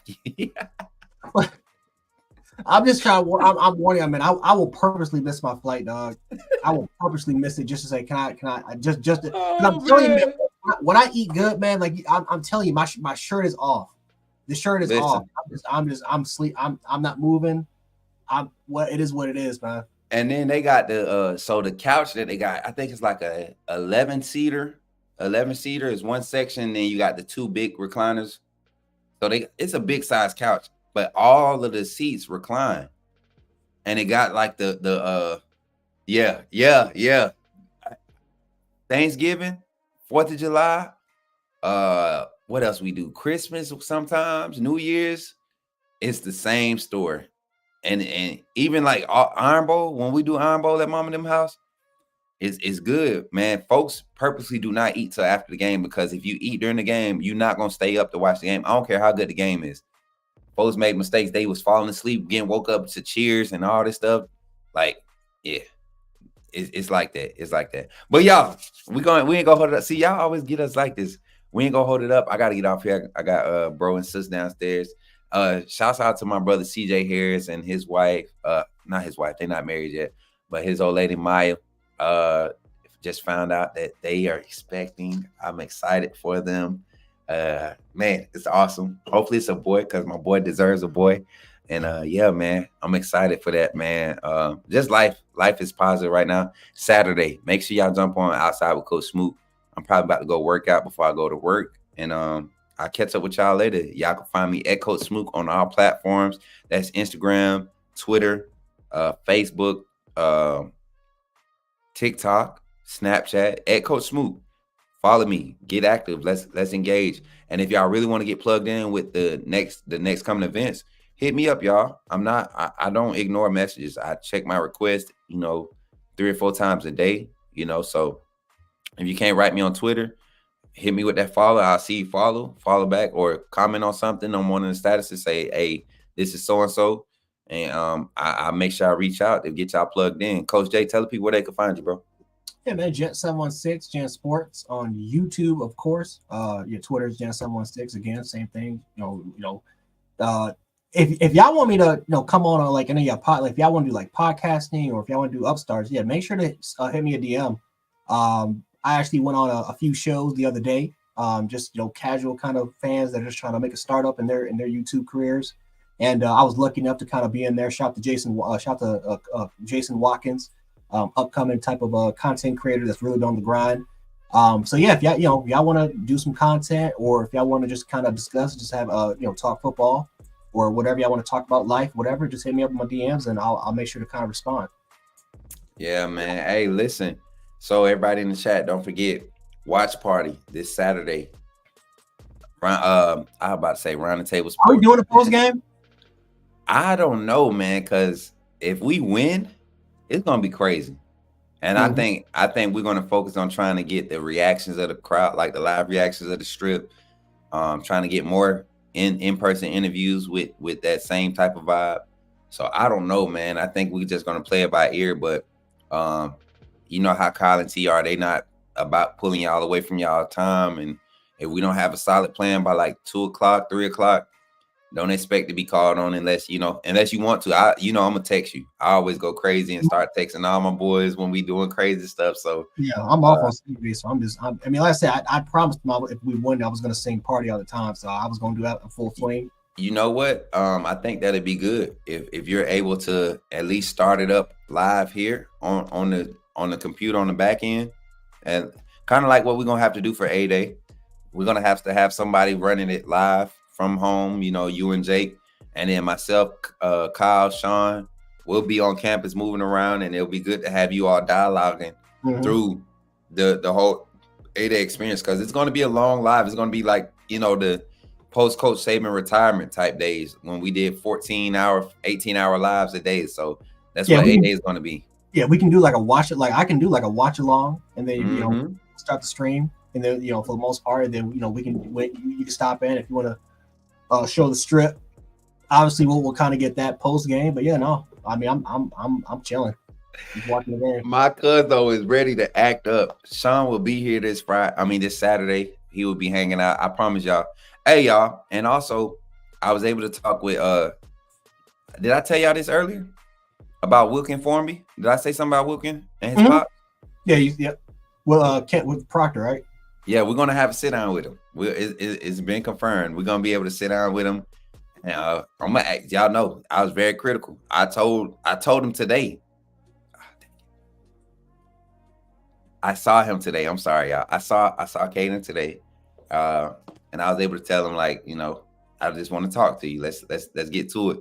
And but the Formby family, they've been real good advisors by telling them to shut up. And Ty Hayes had to literally he hit on the head, shut up. You already did enough talking when you left. You did enough action when you came back. Just shut up and go to work. And that's what I love about it. So we're going to be able to talk to him after the spring ball, after spring portal, all that stuff. And I can't wait to do it, y'all. I'm just grateful for the opportunity to be in front of you all and to continue to do this. So without further ado, man, I'm Coach Sean. I'm not Coach Sean. I'm Coach Smook. He's Coach Jay. We're Bama Football on YouTube, man. Y'all continue to support. And with that being said, we're going to leave y'all with a Roll Tide, baby. Roll Tide.